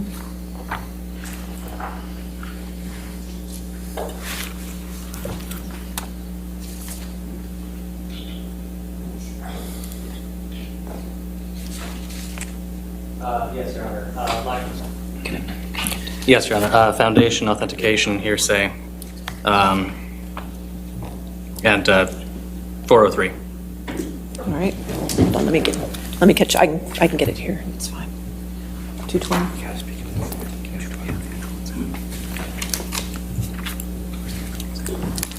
And Your Honor, Dr. Kipper testified just now that these are his notes that he keeps in the regular course of business of his meeting with his initial consultation with Mr. Depp, which is what he does as a doctor, and and it's his medical records of his report with Mr. Depp. So I think he's established the foundation of that. All right. Yes, sir. Any response? Mr. Moniz? We're just having a slight technical issue pulling up the exhibit, Your Honor. I apologize. Okay, that's 1 fine. minute.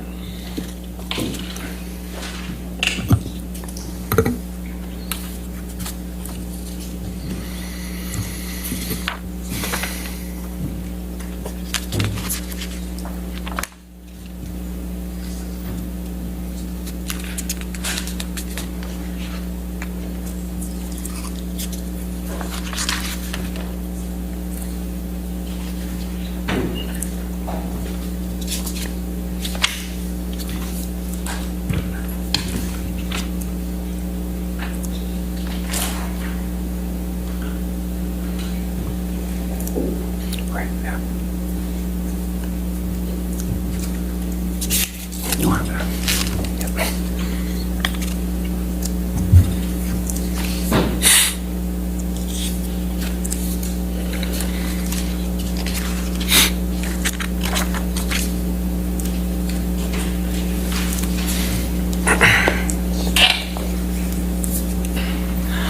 Your Honor, we would stand on the hearsay and relevance objections. There's a lot of material in this document that is not really germane to the issues in this case. At minimum, and to the extent admitted, it should be admitted in redacted form.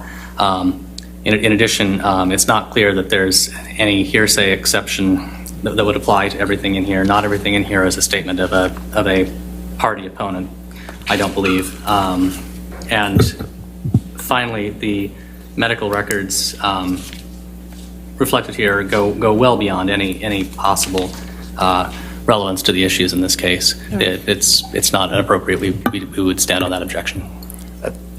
All the statements in here are statements of Mr. Depp, so they either be a party admission or it's use of, and it's Dr. Kipper it's his evaluation of Mr. Depp to treat him for his, as you'll see, his addictions. So I think this is all relevant. There's no hearsay, and if there is, it meets the exception. It's all Mr. Depp's statements.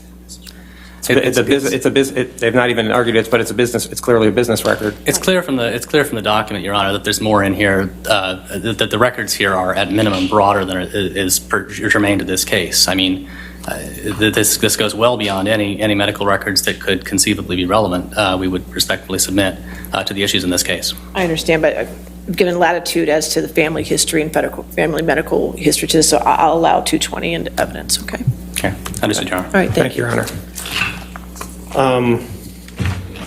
I guess, can we publish it to the jury? Not if you're watching. Well, the way we've, that's fine, Your Honor. We can just have him testify and then it's fine. Okay, that's fine. He's going to testify. All right, thank you, Your Honor. Mm-hmm.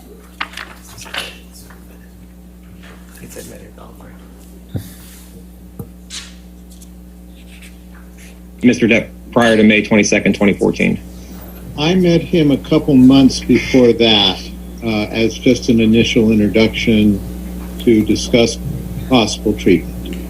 And where were you when you first met Mr. Depp? He met me at my home office. And did you have any notes of that meeting at the home office? No. What did you discuss with Mr. Depp at that first meeting?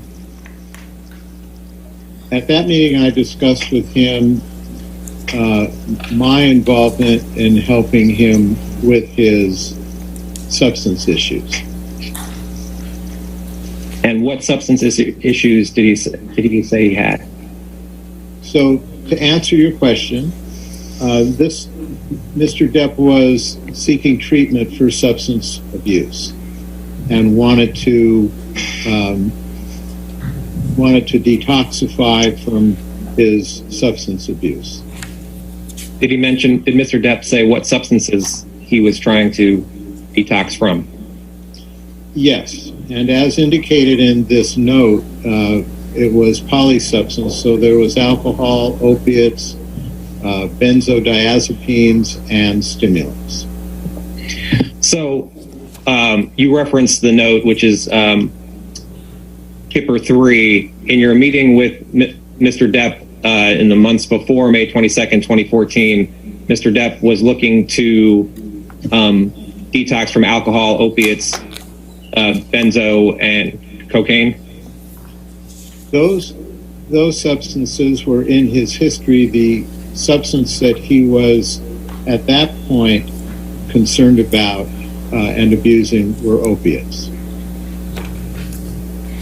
And when you say he was concerned about the substance he was abusing was opiates, was this in the conversation before May 22nd, 2014? I can't remember specifically. Okay. So you had this initial conversation with Mr. Depp, and then you had this initial consultation with him a few months later. Is that correct? Yes, that's correct. And you met with Mr. Depp in Boston? Yes. And Mr. Depp was filming a movie at the time? Yes. And in your notes, you say he had history of self-medicating behaviors involving multiple substances of abuse. These include alcohol, opiates, benzodiazepines, and stimulants, cocaine. Is that accurate, what he told you? Yes, that's in my, that statement's in my notes, correct. Okay. And in addition to opiates, was Mr. Depp addicted to any other prescription drugs? No, other than opiates, no. What is roxicodone? It's an opiate. And what is Adderall? Adderall is a stimulant. Okay. And was Mr. Depp addicted to Adderall?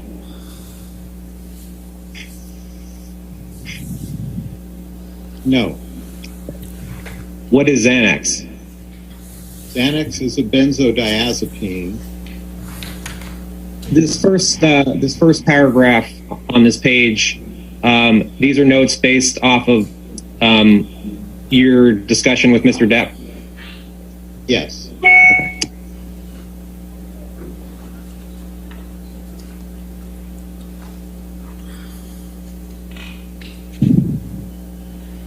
And then on the second page where it says physical examination, that's just what you conducted at the time on Mr. Depp? Yes.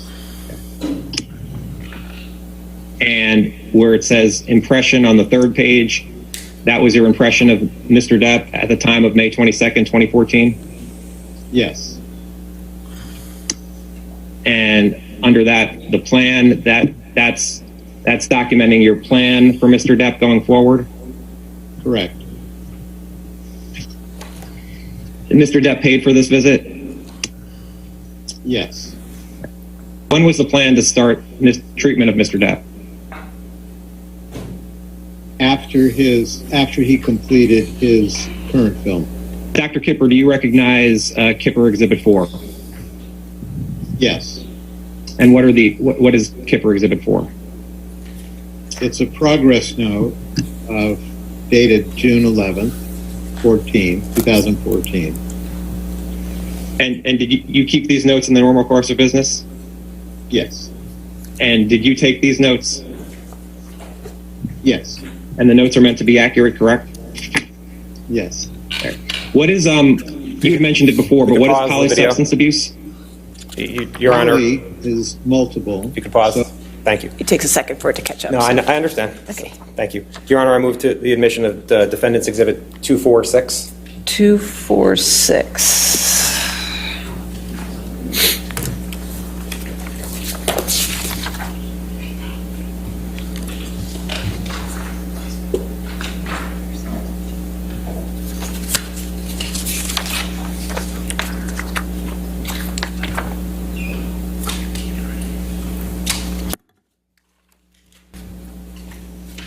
And it's the same type of medical record that was just admitted of for 220.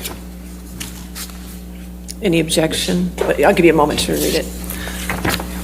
Thank you, Your Honor. Just one moment.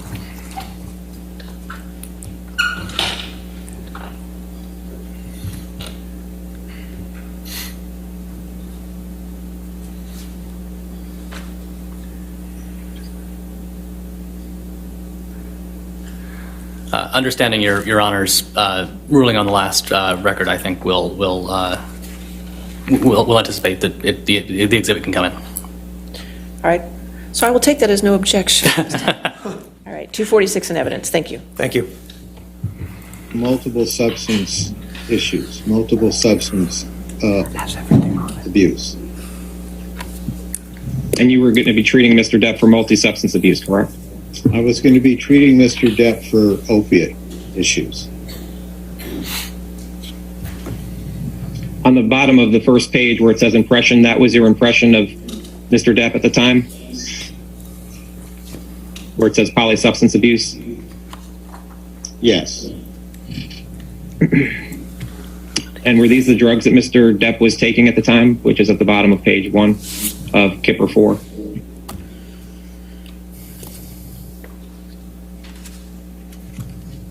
I'm sorry, am I relating to the first entry under impression? It says, what does it mean where it says dopaminergic imbalance with lithium 300 mg bid to be increased to 300 mg TID? Those were medications that I had planned to use upon our treatment. So all the medications that are on Kipper 4 under impression, those are medications you plan to use with Mr. Depp, is that correct? That's correct.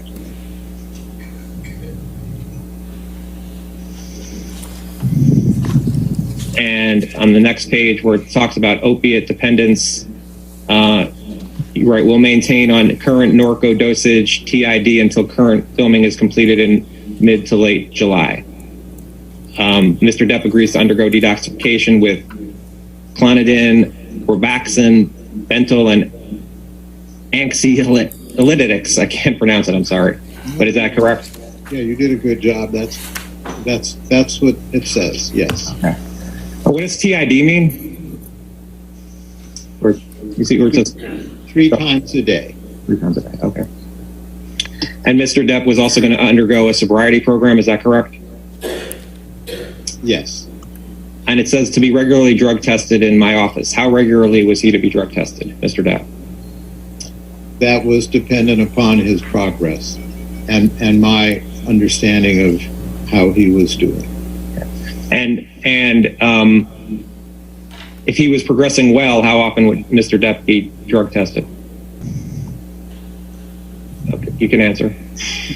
The answer is what I said. It would really depend, Adam, on how he was doing at the time and how he was progressing through his treatment. Do you recall how many drug tests you gave Mr. Depp in 2014? No. You gave him at least one, correct? Yes, I believe so. I'd have to check through my records. Okay. And Deborah Lloyd was going to be Mr. Depp's nurse, correct? Correct. You can take down Kipper 4. And can you put up Kipper 5, please?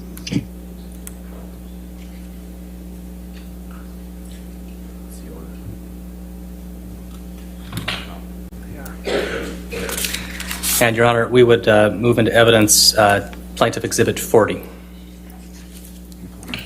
Plaintiff's Exhibit 40. Is there any objection?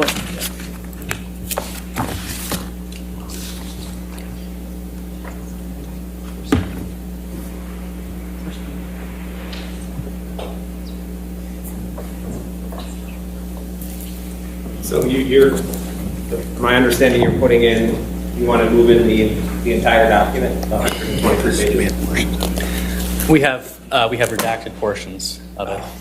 Yeah.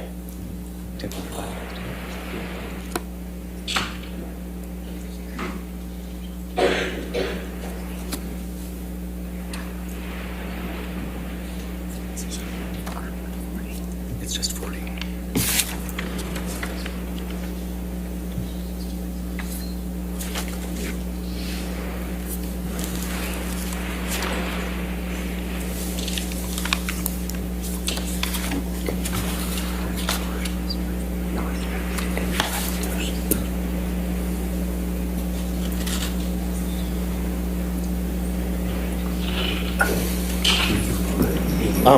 Your Honor, I would just have to look to make. I'm generally okay with it. I'd have to, with 123 pages, and then there's certain redactions. I just would need to see what was redacted. I'm generally okay with the document. So I'll enter it, but with the reservation for redactions that need to be made. Okay. Thank you, Your Honor. We can do that. All right, that's fine. 40.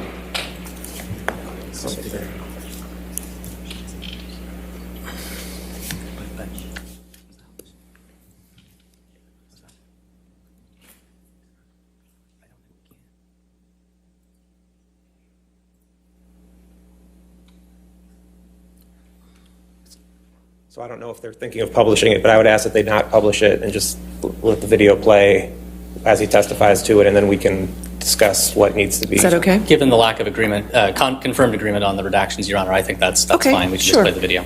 Do that. Thank you.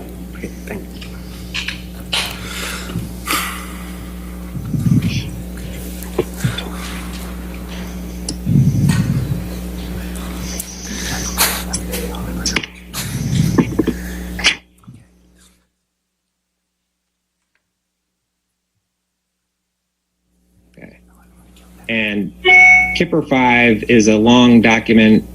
It came out of your files. Do you recognize the document?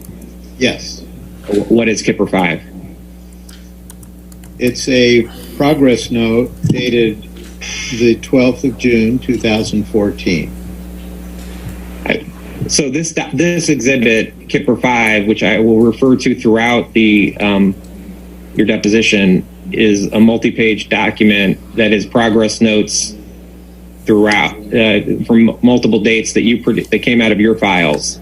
Do you know who created these progress notes? I created these progress notes. It wasn't Miss Lloyd? No, these are my notes. Okay. All right. And you kept the notes in the normal course of business? Yes. And again, the notes are meant to be accurate? Yes. Oh, I'm sorry. Let's go back up. So there's 6/13/14. That is your notes. Correct. Okay. And it says, met with patient in his apartment. Patient continued to be pleasant and cooperative. He stated that he initially started taking opiates after some dental work and became dependent on them. Do you recall that conversation with Mr. Depp? Yes, those are my notes. Okay. And it's also accurate that patient is fearful of coming off of opiates but knows what he needs to do? Yes, that reflects the conversation I had. Okay. And patient also expressed some emotional trauma which causes him depression and anxiety? Also true. And if we go to Kipper 54 of Kipper Exhibit 5, these are the medications that Mr. Depp's assistant gave to you? Correct. And going down, it's accurate where it states that patient states he currently takes oxycodone 50 mg BID and oxycodone 30 mg at bedtime? Yes, that's correct. All right. I'm going to scroll down a bit here.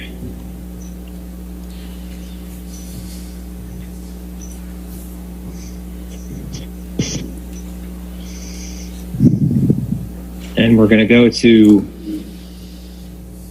Kipper 60 on Kipper Exhibit 5, the notes for 6/22/14. This is again a note that you prepared?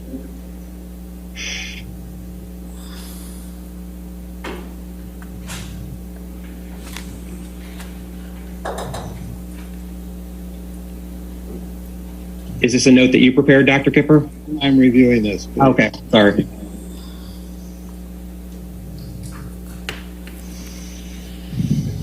Yes. Okay.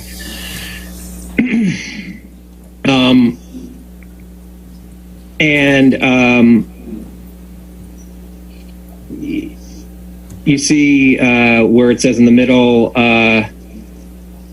patient spoke about his difficult childhood and current mood swings? Yes. What did Mr. Depp tell you about his mood swings? That he had evanescent changes in his mood from good to bad. And did he give any more information about what a bad mood would be?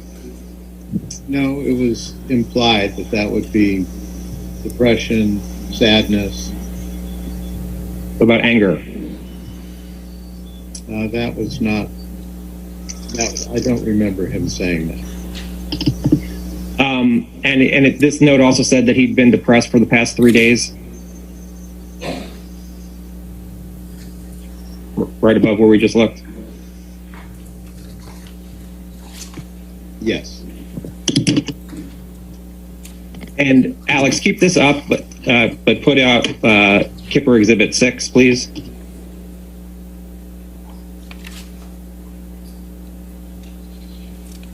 Your Honor, we would move into evidence. Your Honor, we would move into evidence Depp Exhibit 42. 42? Any objection to 42?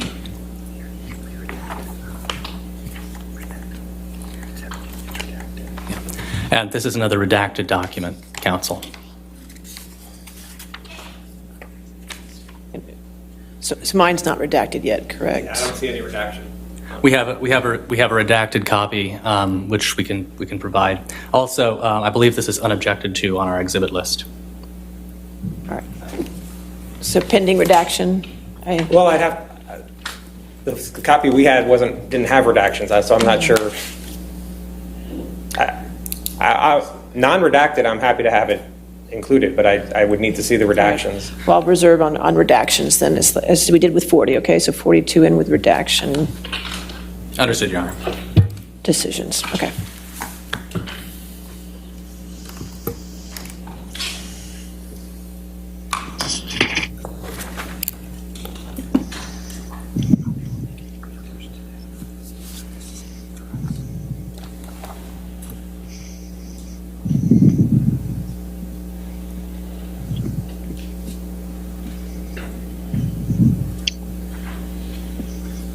And Dr. Kipper, do you recognize Kipper Exhibit 6?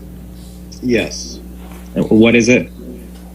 It's a summary of the treatment and encounter with Mr. Depp from June 22nd to June 24th of 2014. And you keep these notes in the normal course of business, correct? Yes. And again, they're meant to be accurate, correct? Yes. Okay. And these notes reflect that you saw Mr. Depp in Boston again? Correct. Okay.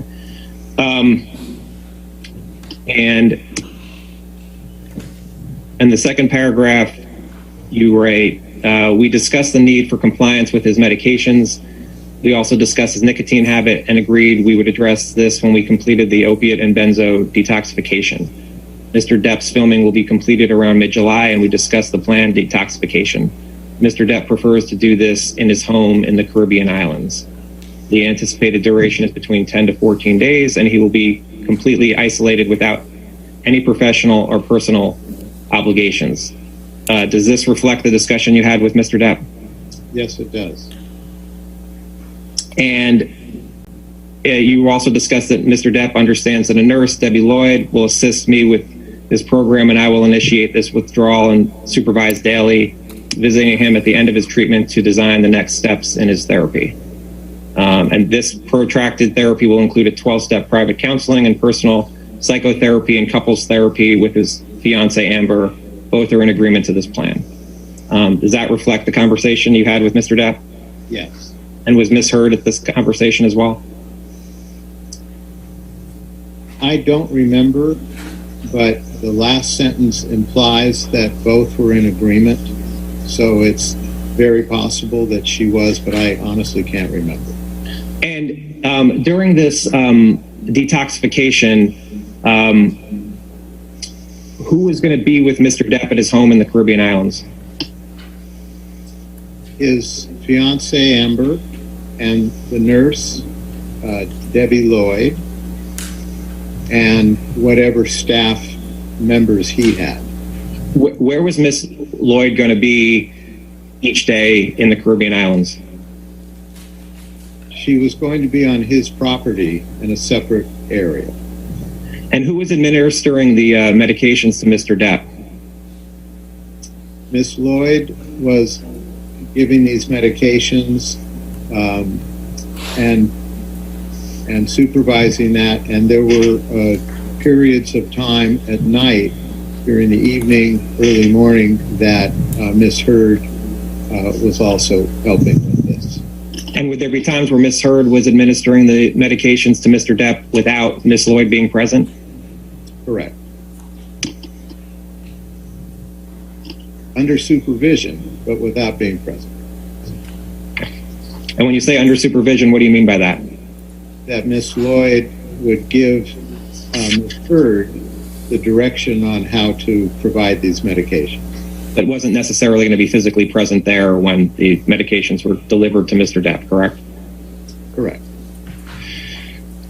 And Mr. Depp admitted to you that there may be traces of cocaine since he'd been using the substance prior to the initiation of this program, correct? Is this note correct, what you write here in Kipper 6, that Mr. Depp admitted there may be traces of cocaine? Yes.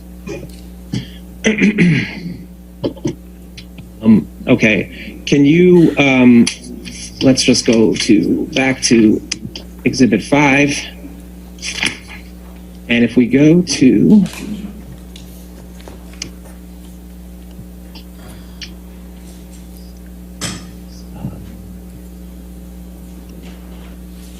easier this way.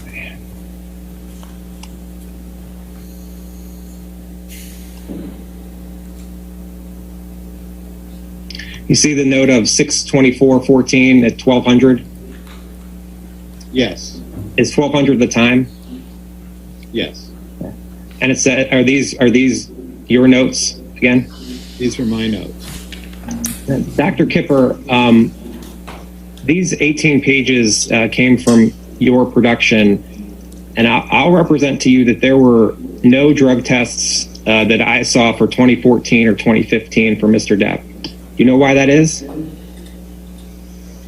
The only thing I can, the answer is no. I don't understand that. We had a flood in our office in 2014 October. The office above us flooded our office and the basement, which is where we kept certain records. But I'm not sure which records relating to Mr. Depp would have been involved in that. But other than that, no. Would drug tests for Mr. Depp for 2014 and 2015, would those also be kept electronically? No. Who did you work with to conduct the drug tests of Mr. Depp? Yes, I ordered the drug tests. And what company did you work with? It appears that it's MD Lab. That's the lab we use.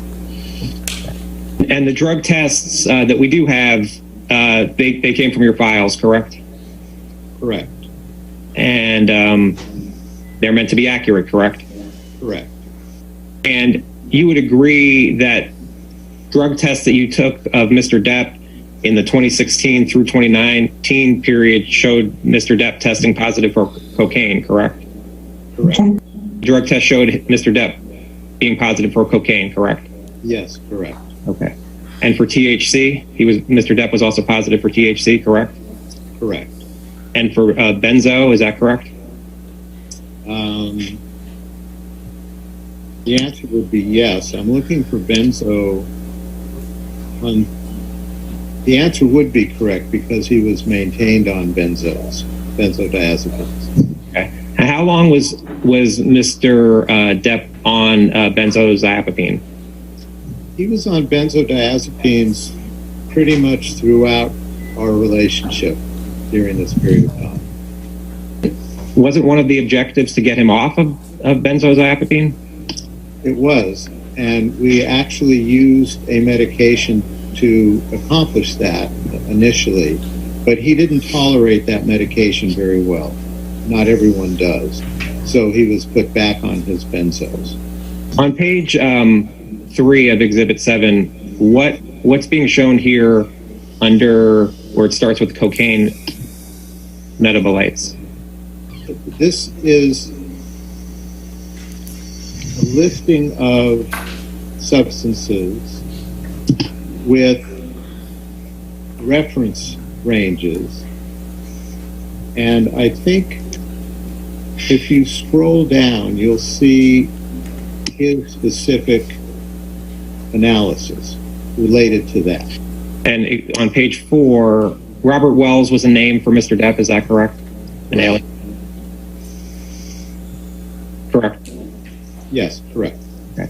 And this is a drug test for 11/21/16, correct?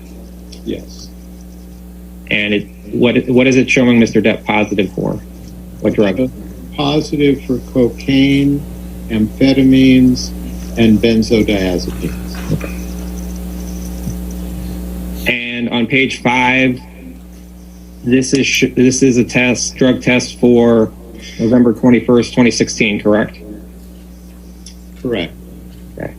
And it's showing, what drugs is it showing Mr. Depp was positive for? It shows cocaine, benzodiazepine, cannabinoids, and amphetamines.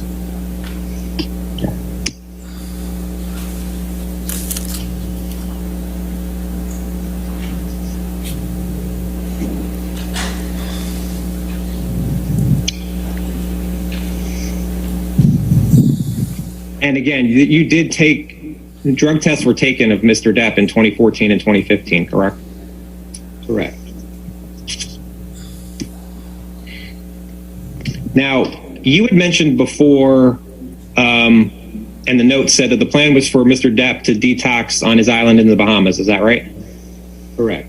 Okay. Okay. And were you going to be going to the island at any point? Were you planning to? Yes. Was it going to be throughout Mr. Depp's entire detoxification, or when were you planning on being at the island? I was planning to see him and did see him towards the beginning as we initiated treatment, and towards the end when we were transitioning from that treatment into the next phase of his treatment.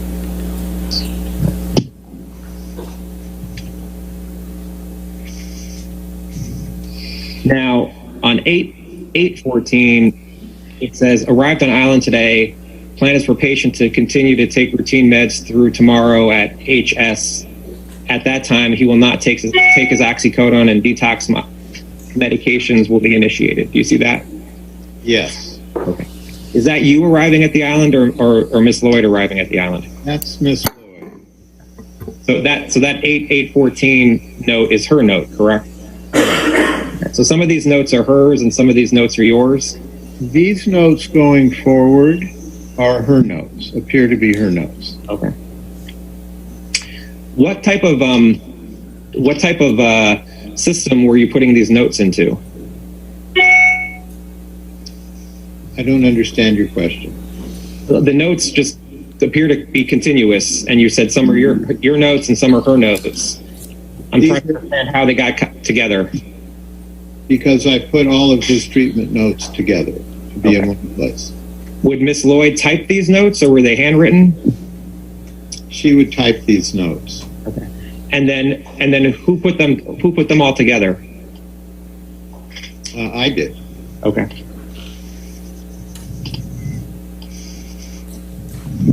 You see 8/9/14, patient expressed fears of never feeling normal without his drugs. See that? I see that. Was that, did Mr. Depp ever express that to you? Yes, in some form he discussed that with me.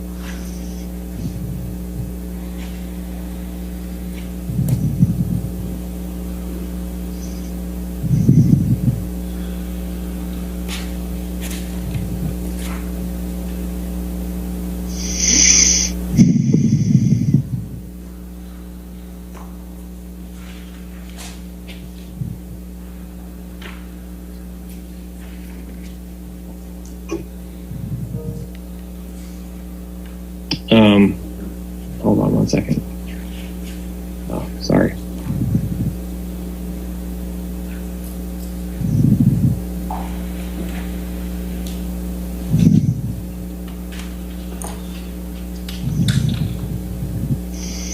You see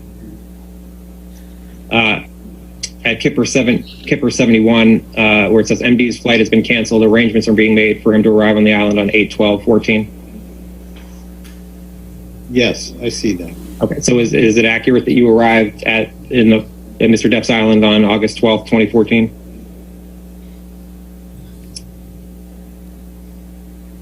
Is that accurate? Yes, that's accurate.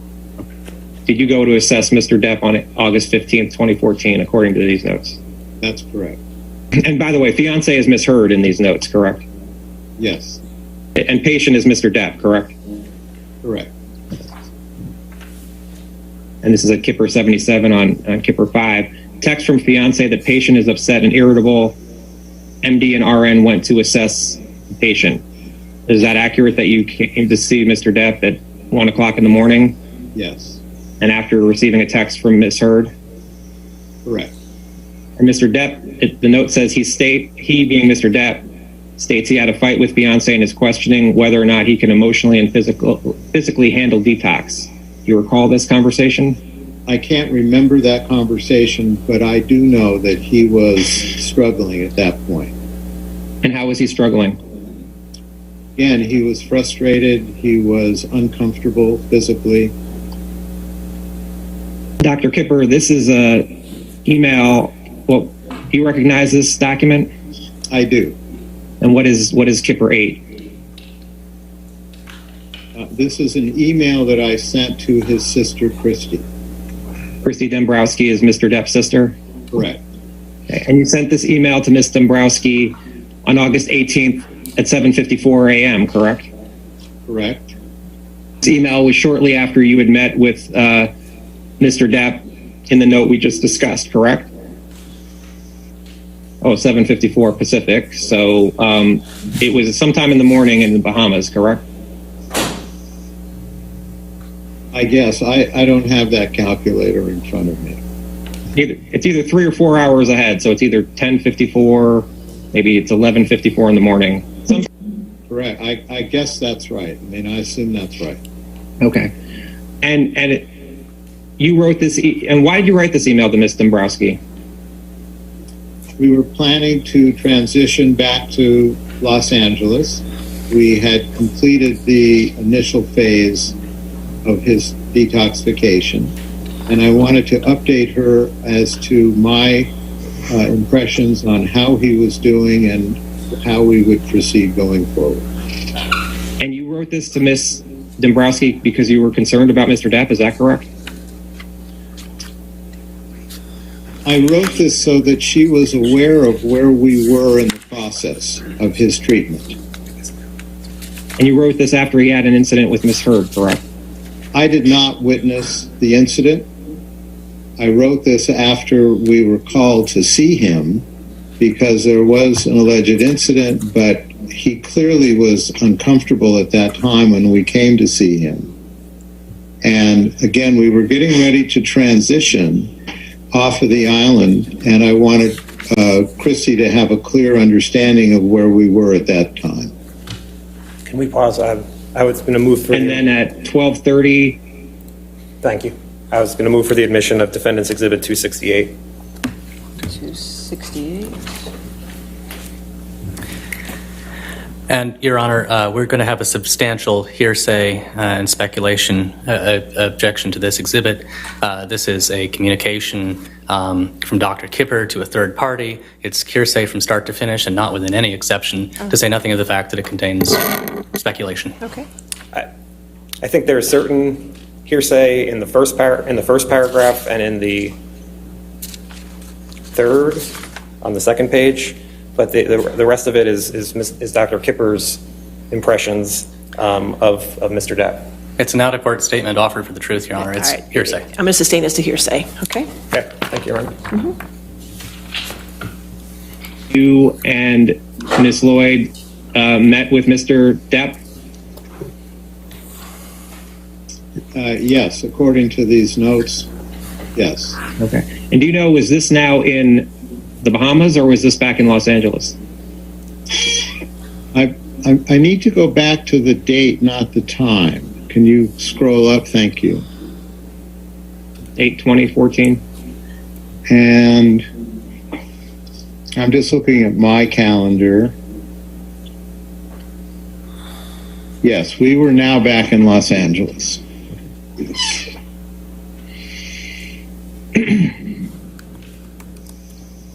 And in the notes on 12:30 on August 20th, Mr. Depp stated he was done with the process and no longer wanted MD and RN services. You see that? Yes. You recall Mr. Depp telling you that? Yes. And you recall Mr. Depp saying that there was tension between him and Ms. Heard? Yes. Was the plan for Ms. Heard to take a few days for herself? Yes. And Mr. Depp is it true that Mr. Depp wanted to stop taking all the medications you were providing him? Yes, that's reflected in this note. Now you mentioned you did text with Mr. Depp on occasion, correct? I believe so, but I really can't remember any specific time or message that I sent to him.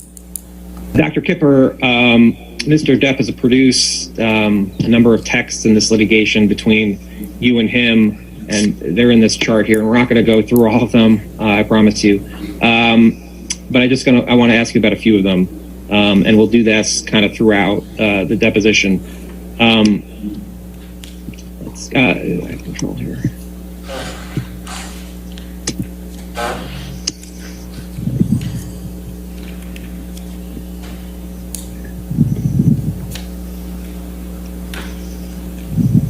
Okay.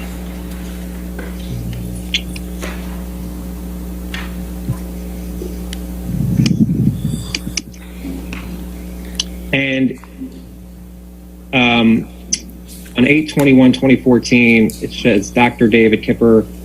This 310 phone number, was that your phone number at the time? Yes. Okay. And this is a text from you that says to Mr. Depp that says, "Glad you're better today. Respect you as much as I love you. You're impossible not to love, but an easier job not to respect. You're making my job a pleasure and honor, and a few sleepless nights. Stop firing me. I know what I'm doing." Do you recall sending that text to Mr. Depp? Yes. Okay. How long have you been working with Mr. Depp at this point? As of August 21st, 2014. And can you define by working with him? Are you talking about specifically the detox, or are you talking about our initial meeting? Well, even if you go with the initial meeting, how many months? Your Honor, as I mentioned in the deposition, Defendant's Exhibit 1063 is a long list of text messages between Dr. Kipper and Mr. Depp, a number of which are going to be testified to today or Monday. And I would just ask that the ones that they testify to, we would provide in a redacted form, which would just be the text that they're testifying to. And it would be for a number throughout. I can get up each time, but I was hoping I wouldn't have to do that. Your Honor, I think we're going to have to maintain a hearsay objection. It's a text by text issue, whether it falls within any exception. So we're not going to be able to agree that the entire document comes in. It's possible that some may come in, but I think that's going to be something that needs to be worked out between counsel afterwards. So we can reserve it. He's still going to testify to it because we've already gone. Right. Understood, Your Honor. The testimony can come in, but that doesn't mean the document itself is admissible. I can reserve on 1063 and we can figure out the redactions. Thank you, Your Honor. Okay. Happen. So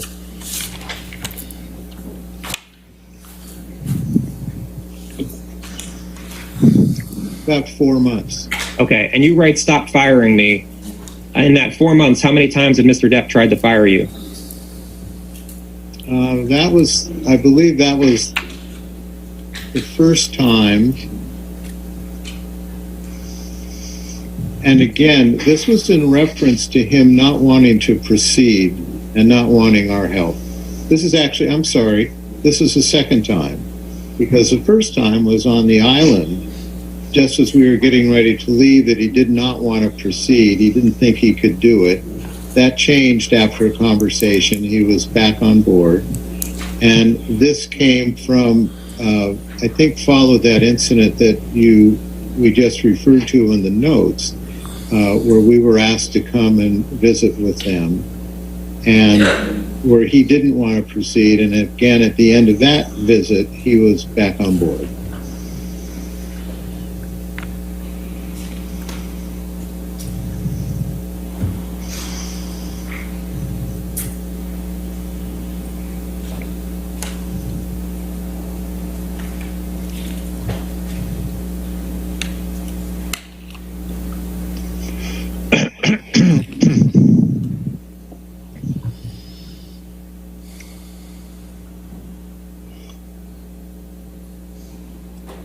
Okay.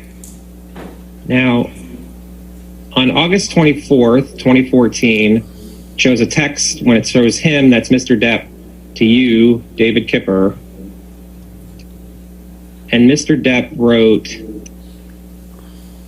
forgot to tell you, had a hopefully very positive and free of ego squawk with Amber last night that went very well, ... And then I shot a few Negroes in a club on Sunset Boulevard. So far, so good, ... Do you recall this text from Mr. Depp? No. Okay. Was that Mr. Depp's typical language? Again, I don't recall this specific email, so that may have been an attempt at humor. Dr. Kipper, Kipper 10 is an. Do you recognize this document? No, but I'm looking at it.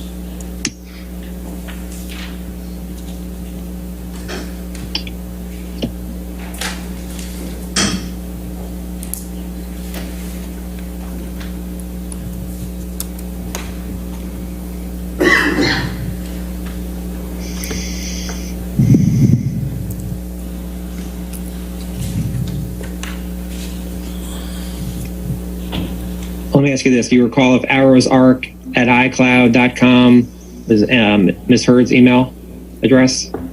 I assume that by looking at this document.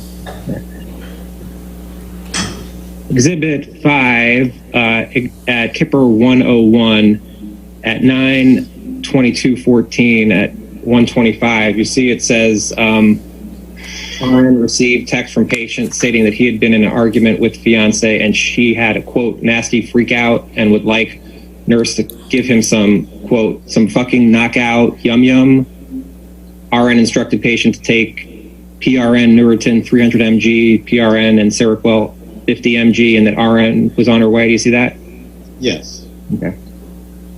And this is a note from Miss Lloyd? Correct. Okay. And then it says at 3:30, upon arriving at the home, patient was sitting in kitchen with scraped and bloody knuckles on our hand, meaning his right hand, correct? Correct. Patient stated he punched whiteboard in kitchen after fight. Patient stated he'd been texting his friend explaining why he didn't show up to play music, and fiance got upset he was not giving her enough support, and the fight escalated from there. Called the MD at 1:45 and instructed to give a stat order of Ambien 10 mg to help patient get to sleep as he has an early work day. Do you recall Miss Lloyd telling you about her visiting Mr. Depp and him having bloody knuckles and a scraped hand? Specifics, I'm reading the note you're reading, and yes, I remember there was an incident. And an incident where Mr. Depp had scraped and bloody knuckles on his hand? As indicated in the note, yes. I did not see bloody knuckles. I did not see a punch board. This was a communication that I received through the notes from Miss Lloyd. And do you recall if you had it does say you recall, do you recall if you had a conversation with Miss Lloyd about? Yes, I recall having spoken about there had been an incident. I don't recall the specifics of that conversation. Okay. On Kipper 5 at 10, at the date of 10/14, to show you there, which is on Kipper 110 of Kipper 5, and then going down to 1930, It says, patient finished filming and was extremely agitated leaving the set. Patient kicked in the door of his trailer and refused to speak to director.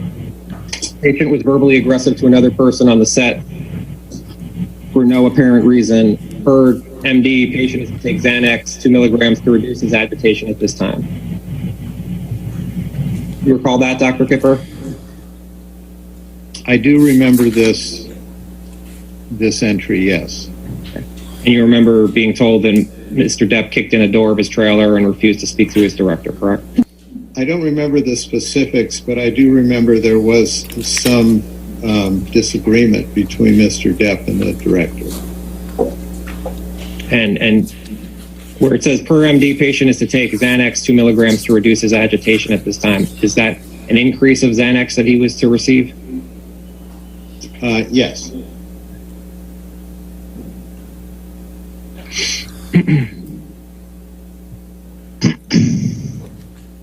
And you see at 10:15 at 6:45, it says patient awake and states he slept from 2200 to 4:30. Patient continues to be agitated about work and is verbalizing having desires to escape with drugs. Do you recall seeing this note? Yes. Okay. And do you recall Miss Lloyd telling you this about Mr. Depp? I don't remember if she told me that he wanted to use, but I do remember her telling me that he was upset. And is that reflected in the note of 8:45? MD informed his state of mind and continued agitated. He's on his way to assess patient. Is this can you accurate? Can you show me that note? Yeah, it's right under, it's right here, 8:45. Oh, okay. The note's accurate, that MD informed a patient's state of mind and continued agitated. He is on his way to assess patient. Yes.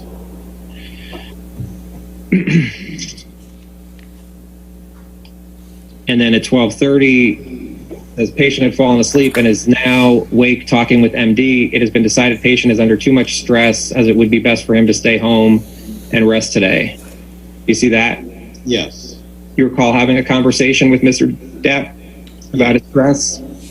Yes, I do. Do you recall anything that Mr. Depp told you? You can answer. I remember he was very upset.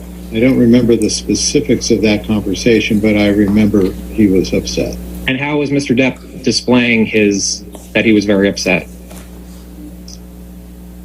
He expressed himself very well, that he and the director had some misunderstanding and that he was upset about it. Was Mr. Depp yelling? No. Was he doing anything to display his being upset other than his words? Just his words. You don't doubt the accuracy of this note, though, do you? I can say that the note was written and I believe it was good reporting.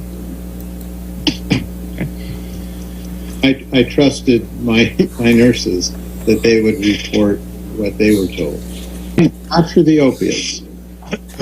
Not for the opiates, is that what you said? Correct. How positive for cocaine, for instance? Yes. Now, on November 17th, 2014, Mr. Depp texted you and said, I have been to see Amber downtown. Yeah, interesting to say the least. Wow. Anyway, I'm still awake and don't foresee slumber arriving anytime soon to this broken instrument of a squash situated atop my shoulders. I would love to speak whenever you get a minute, dear David.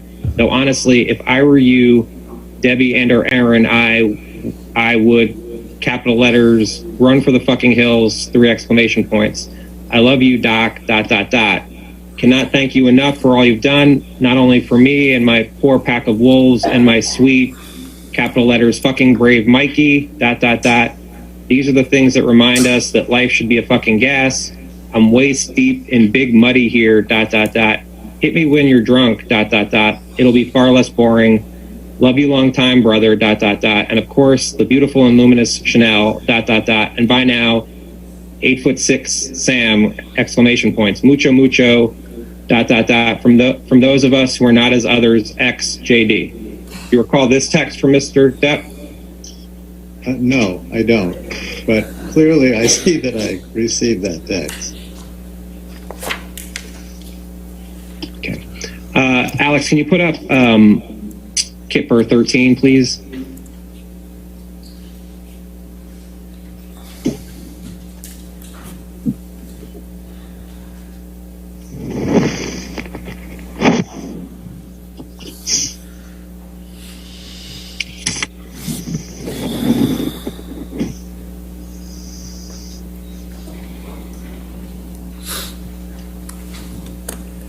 Do you recognize, Dr. Kipper, this email chain between you and Colin Cowan?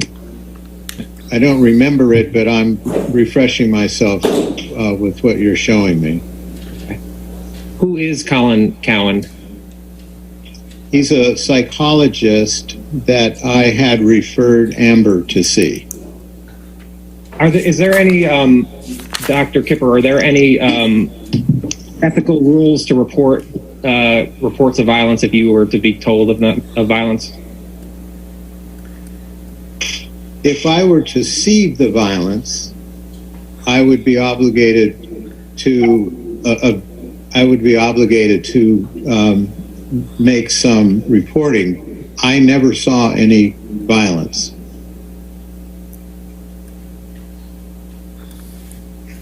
And you didn't report either Mr. Depp or Ms. Heard, correct? Because you didn't see, your testimony is you didn't see any violence from Ms. Heard or Ms. Heard to Mr. Depp, correct? I never saw violence between the two of them. Okay. You'd heard reports but never saw it as your testimony. Correct. Dr. Kipper, do you recognize Kipper 14, which it looks like is an email between you and Alan Blaustein? Yes, I recognize this. Okay. And who is Alan Blaustein?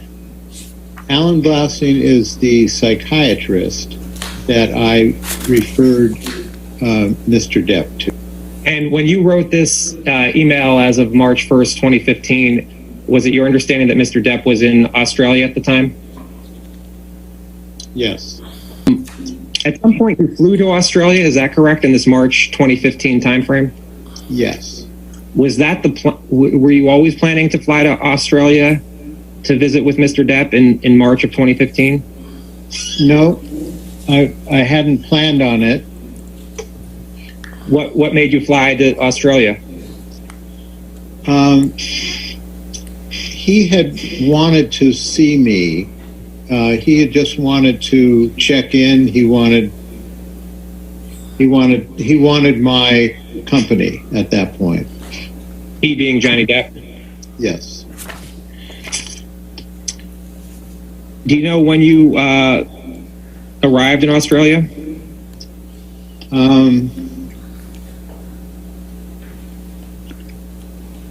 No, I don't. I can't recall. Ms. Lloyd had gone with Mr. Depp to Australia? Yes. She wasn't staying with Mr. Depp, correct? No, she was not. You know how far away Ms. Lloyd was from Mr. Depp in terms of time to get from where she was staying to Mr. Depp's house? I would guesstimate somewhere between 20 minutes to 30 minutes. And when you went to Australia, how far away were you from Mr. Depp in terms of time? Exactly the same. Were you and Ms. Lloyd in the same hotel? Yes.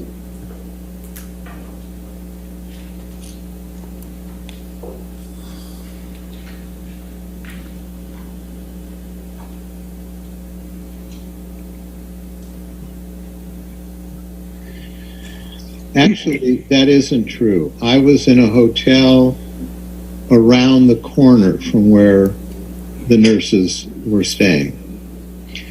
And in Kipper 5, at Kipper 157, you see this note for 3/7/15 at 11:30 11:30. It says, MD received a text message from client that he had been arguing with wife and that he had cut his finger.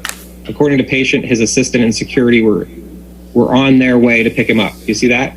Yes. And whose note is this? That would be from Miss Lloyd. Okay. And is this note accurate? Yes, it's accurate. Okay. Now going back to Kipper 9. Give me a moment.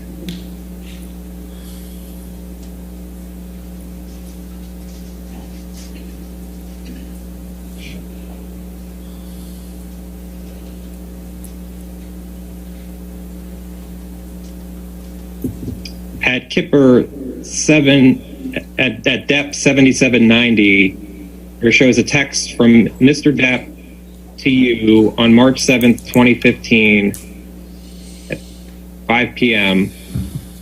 And it says, "Hi, fucked man, had another one. I cannot live like this. She is as full of shit as a Christmas goose. I'm done. No more," all capital letters, 3 exclamation points. The constant insults, the demeaning, belittling, most heartbreaking spew that is only released from a malicious, evil, and vindictive cunt, 5 exclamation points. But you know what? 2 question marks, capital letters, far more hurtful than her venomous and degrading, endless, quote, educational ranting, ... 3 question marks. It's her hideously and purposefully hurtful tirades and her goddamn shocking treatment of the man she was meant to love above all, ... Here's the real deal, mate, ... Her obsession with herself, 2 question marks. It is far more important, ... She is, capital letters, so fucking ambitious, 3 exclamation points. She's so desperate for success and fame, ... That's probably why I was acquired, mate, ... 2 exclamation points.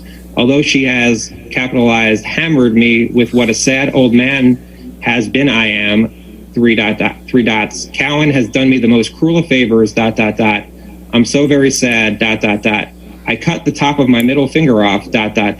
What should I do? Exclamation point, 2 question marks. Except, of course, go to a hospital, ... I'm so embarrassed for jumping into anything with her, ...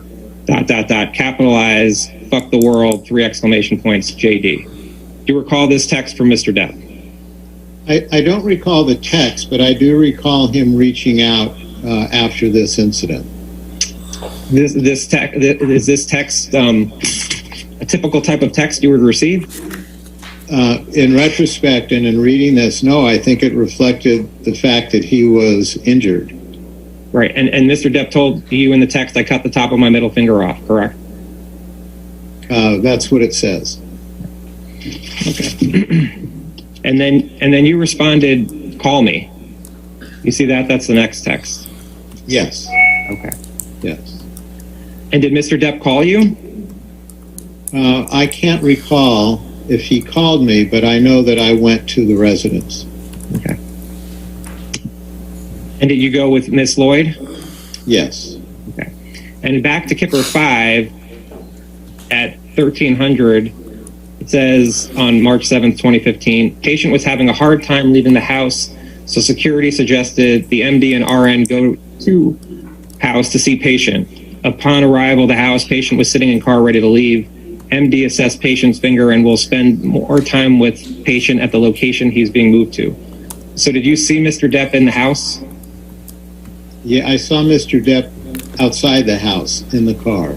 Okay. So this note is accurate, correct? Yes. Was Mr. Depp intoxicated when you saw him? I don't. Was Mr. Depp coherent? Yes, quite. He was quite coherent? Yes. What do you recall him saying to you? I don't recall the conversation specifically, but part of his finger was missing. Okay, but you said he was quite coherent, so it sounds like you have memories of what he was saying. What do you recall him saying? I don't recall what he said. I remember that he was very clear in speaking to me. Okay. What did he, other than his finger, what did he look like? He looked like someone who just had part of his finger taken off. Anything, what did the rest of his hands and arms look like? Nothing unusual. What did the house look like? The house was a mess. Anything else you can describe about the house? There were things on the floor. There were things that had been thrown around. It looked like there were just things were out of order in that house. What rooms did you see? What rooms did you look at in the house? I was in the kitchen, and I believe I went downstairs. Don't really remember. I saw it was more of the same. That things looked out of place. Did it look like there was painting on the wall? Someone had written things on the wall? No, it did look to me like there was blood on the wall, not an actual painting. How long were you in the house for? 10 minutes, 15 minutes. And what were you doing in the house? I wanted to see what happened. I was trying to figure out what happened. Okay. Did you talk to Miss Heard? I did. Or what did Miss Heard say? Again, I can't recall specifics other than they had a fight. And the specifics beyond that, I don't remember. Before seeing Mr. Depp that day, when had you seen Mr. Depp previously? I don't remember. You know if it was the day before? I can't remember. Do you remember if this was the first time you saw Mr. Depp since your arrival in Australia? Again, I can't remember. Dr. Kipper, I'm showing you what's been marked as Kipper 15. And my question is, do you recognize this email? Yes, I do. Okay. And it's an email, and you told Miss Lisa Bean to please print for the chart. You see that at the top? Yes. Okay. So that is being printed for Mr. Depp's chart, is that correct? Correct. Okay. And Raja Sahani emailed you. You see that? Yes. Okay. And he writes, "Thank you for your time, David. Attaches a copy of my notes for you to use as necessary. Re Robert Wells." And Robert Wells is Mr. Depp, correct? Correct. And this was from March 8th, 2015, correct? Yeah. Is it accurate that his heavily contaminated hand and fingers with dirt, grime, and... Yeah, thank you. I was going to move for the admission of Defendant's Exhibit 370. 370? 370, yes. Just one moment, Your Honor.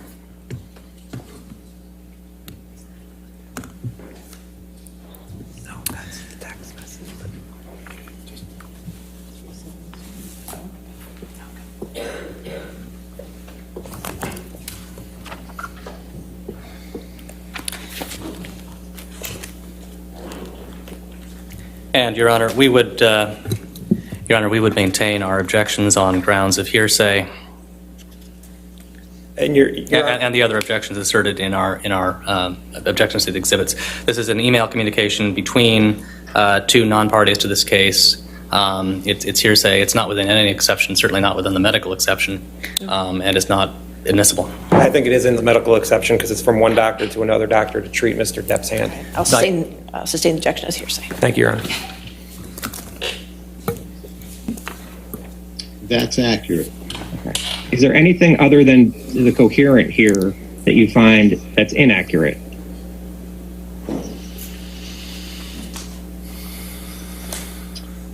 No, the rest of that seems accurate. Okay.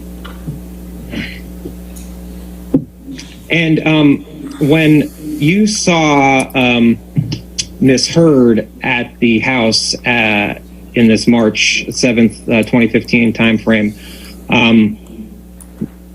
did she seem like she was on, was she coherent? She was coherent. Dr. Kipper, do you recall seeing Kipper 16 from the Gold Coast University Hospital? Yes, I do. And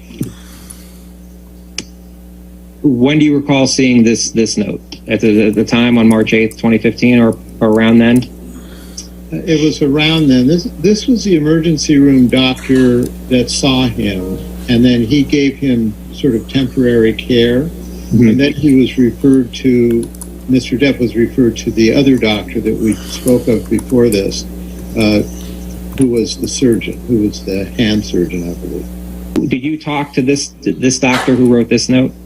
Yes, I was present when Mr. Depp was being examined and treated. And at this point, you were, as of March 14th, 2015, you were telling Mr. Depp that you weren't going to be able to treat Mr. Depp anymore. Is that correct? The purpose of this note was to make sure that he was strictly compliant with everything, because he needed to have his finger reconstructed. And I wanted to be sure that he was following our guidelines for the drug treatment. Mr. Depp was not following your protocol as of March 1st, 2015, correct? Yes, I had concerns. Mr. Depp was not following your protocols that you were giving him as of March 14th, 2015, correct? Correct. Dr. Kipper, do you recognize Kipper 17? Yes. So you were withdrawing your care for Mr. Depp at least as of March 15th, 2015, correct? I was withdrawing my care if he did not comply. And as of March 15th, 2015, Mr. Depp was not complying, correct? Correct. Was Mr. Depp... Can you pause it again? I'm sorry. Thank you. Move for the admission of Defendant's Exhibit 391. 391.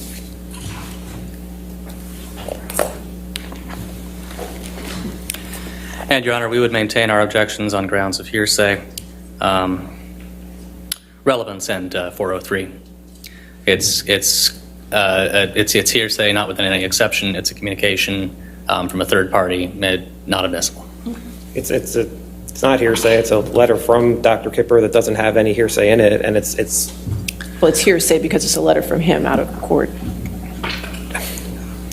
It's not offered for the truth of what happened. It's offered for what was occurring with Mr. Depp at the time of March 15th, 2015. By definition, Your Honor, of the matter. That's being offered for the truth. It's offered for notice of when when Dr. Kipper was not continuing his care of Mr. Depp. I'll sustain the objection. Thanks. Compliant as of March 14th? The answer is yes, he was not compliant. And the problem at hand, no pun intended, was he was about to have surgery. And for him to have surgery on a finger, he needed to be strictly compliant with what his medications were, what his behavior was. And I did not think he was stable for surgery. And I could not clear him for surgery. And that was what provoked the letter. Right. And Mr. Depp had been breaking promises to remain sober, correct? Correct. And then, did you ever stop your care of Mr. Depp? There was a week, I believe, and I'm fuzzy on the time frame, but there was a short period of time after sending that note before he connected back with me, asking me to take care of him and promising me compliance. Was Mr. Depp compliant with the program going forward after March 15th, 2015? He was compliant around his surgery and post-operative period. And then he became uncompliant again? I would have to refer to my notes, but I don't remember him being out of control. I remember him being, compliant with what we needed him to do. There were times when Mr. Depp sort of went underground. Some of that time was when he was out of the country and was hard to connect to. But I do not recall him going off the reservation as far as his drug and alcohol issues. You recall him testing positive for cocaine after March of 2015? I believe so. I can't tell you specifically when. Okay. Going back to Kipper 9, there's a text message from Mr. Depp to you on March 19th, 2015. And he says, my most sincere apologies to you, Doc. I understand your decision based on my immunity to do the right thing, and I truly thank you for your concern. I must apologize for not having had the presence of mind to respect the man who has been the most kind and who has done more for me than anyone ever. There was no call for my spineless and base behavior toward you. I honestly understand the reasons for your concerns in your letter, and can say to you now, they are no longer an issue. Thank you for everything. I've chopped off my left finger as a reminder that I should never cut off my finger again. I love you, brother Johnny. Do you recall this text from Mr. Depp? Yes. And is this the text, do you recall, where Mr. Depp was saying that he would be compliant going forward? Yes. Okay. You're basing it off of this text. Was there any other conversations with Mr. Depp? We did. I know we had a conversation at some point around that time that validated this message.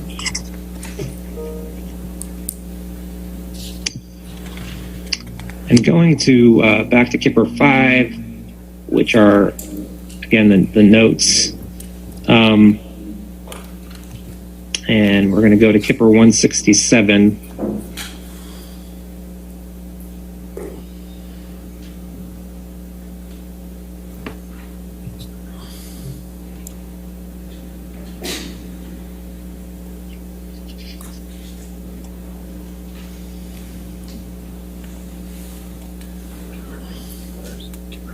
And at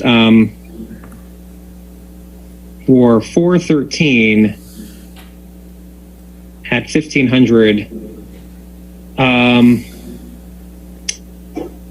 the note at the bottom says, patient is in good spirits and said he's not smoked marijuana in 3 days. States he feels majority of his issues with his wife have been from him using drugs and alcohol. Patient states he'll no longer sneak/use and wants to enjoy clarity. Do you see that note? I see that note. Who is that note from? You or Miss Lloyd? That's from Miss Lloyd. Okay. Did Miss Lloyd report this to you? In this note. Okay. And there's no reason to question the accuracy of the note, correct? Correct.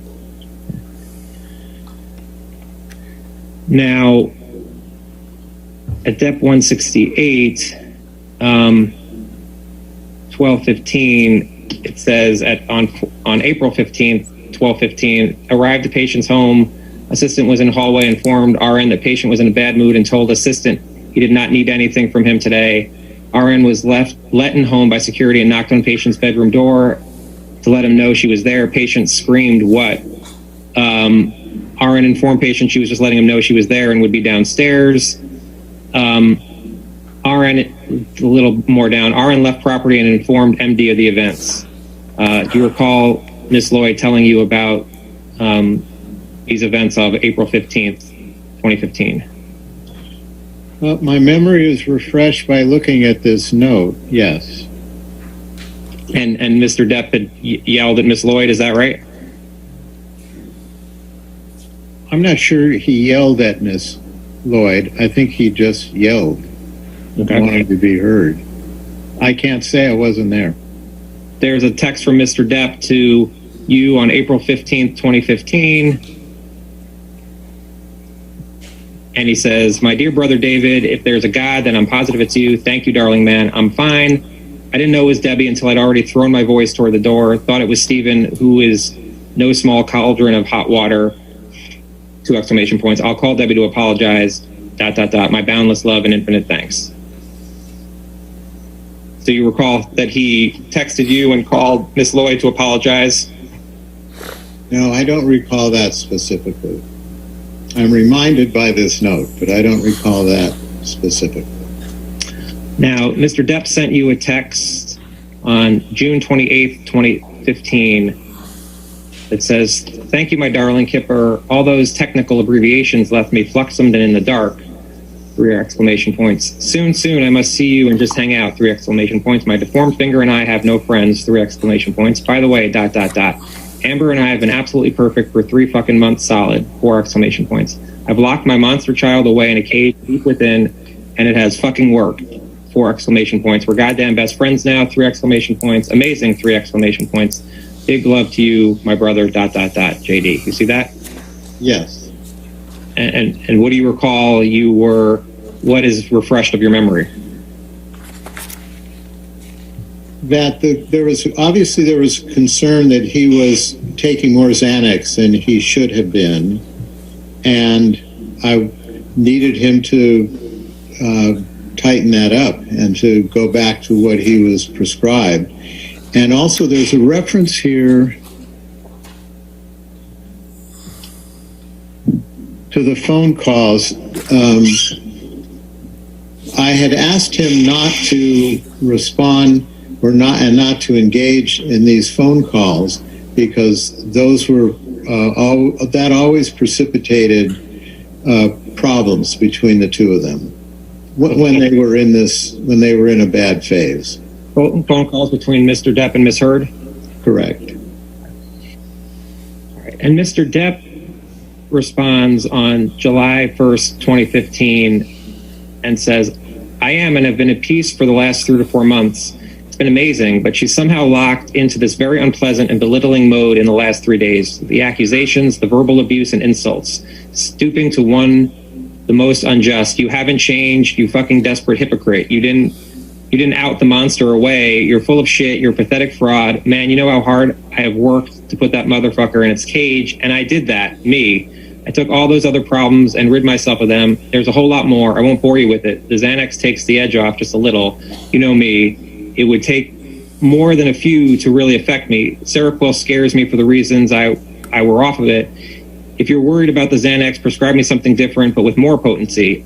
I don't take them all that often, just when the brain is inundated with this horrible badgering and half-truths from my wife by the WSY. I don't know if you meant by the way. Do you recall this text? Again, I do in looking at it, yes. Okay, and Mr. Depp again used the term monster, correct? Yes. And Mr. Depp goes on in this text, he says, by the way, he sends another, sorry, here's my, by the way, Cohen should be run out of town in utter shame. He's a fucking sump who's done absolutely nothing but giving her the verbosity that she uses ever, whenever she feels like she must explain to me the psychology of life. 3 exclamation points. Ludicrous. 3 exclamation points. Yes, sir. Cowan should be shot in places no one wants to be shot in. 3 exclamation points. He's a goddamn charlatan big time. 3 exclamation points. I'm not going to continue to pay the fucking yes man to do nothing but stare at her tits and agree with everything she spews. ... Tell him to tell he's leaving the business or something, or I too will become a regular client, whether I am welcome or not. 3 exclamation points. Thanks and so sorry. I lobs G.U. You recall Mr. Depp informing you that he was upset with Dr. Cowan. Yes, I remember clearly that he was upset with Dr. Cowan at a certain point. Do you recall this text message from Mr. Depp that I just read to you? Yes, in reading it, I do. Okay. All right, you want to go ahead and pause it? Looks like a good time to break it. It's 5 o'clock. Yeah, I paused it. All right, perfect. Thank you. All right, any objection to breaking there for the weekend? All right. All right, ladies and gentlemen, we'll pick up with this testimony on Monday. Since I'm not going to see you for 3 days, I just want to reiterate the same jury instruction I gave you in the beginning of the case when you were first impaneled. Not all of it, but some of it. I just want to make sure you understand for the weekend that you're not to read anything about the case, you're not to watch anything about this case, you're not to listen to anything about the case. This applies to television, newspapers, magazines, the internet, and any online sites. Further, you're not to read, watch, or listen to anything about the case on any social media networking sites such as Twitter, Facebook, Instagram, Snapchat, or similar sites. In addition, you must not communicate with anyone about the case, whether in person, over the phone, by email, text or instant messaging, or by any other electronic or non-electronic means. This includes your friends, family, co-workers, acquaintances, and strangers. I also instruct you that you cannot do any research or make any inquiries about this case, whether online or by any other means. What you learn about this case is limited to what you learn in the four walls of this courtroom when proceedings are underway. All right? So have a good weekend, and we'll see you bright and early Monday, okay? Thank you.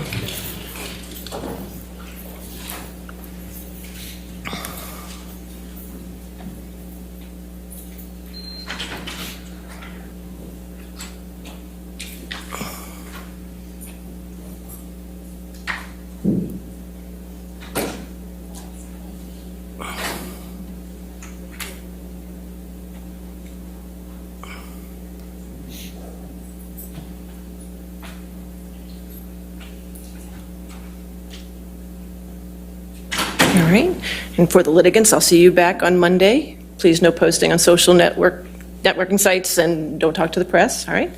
And for the attorneys, I will see you tomorrow at 10 a.m. for a long day, and I'm sure you've been doing your homework, right? So we should be able to get through a lot of deposition objections, right? Yes, Your Honor. Perfect, all right, thank you. All right, we'll see you tomorrow then. Thank you. All rise.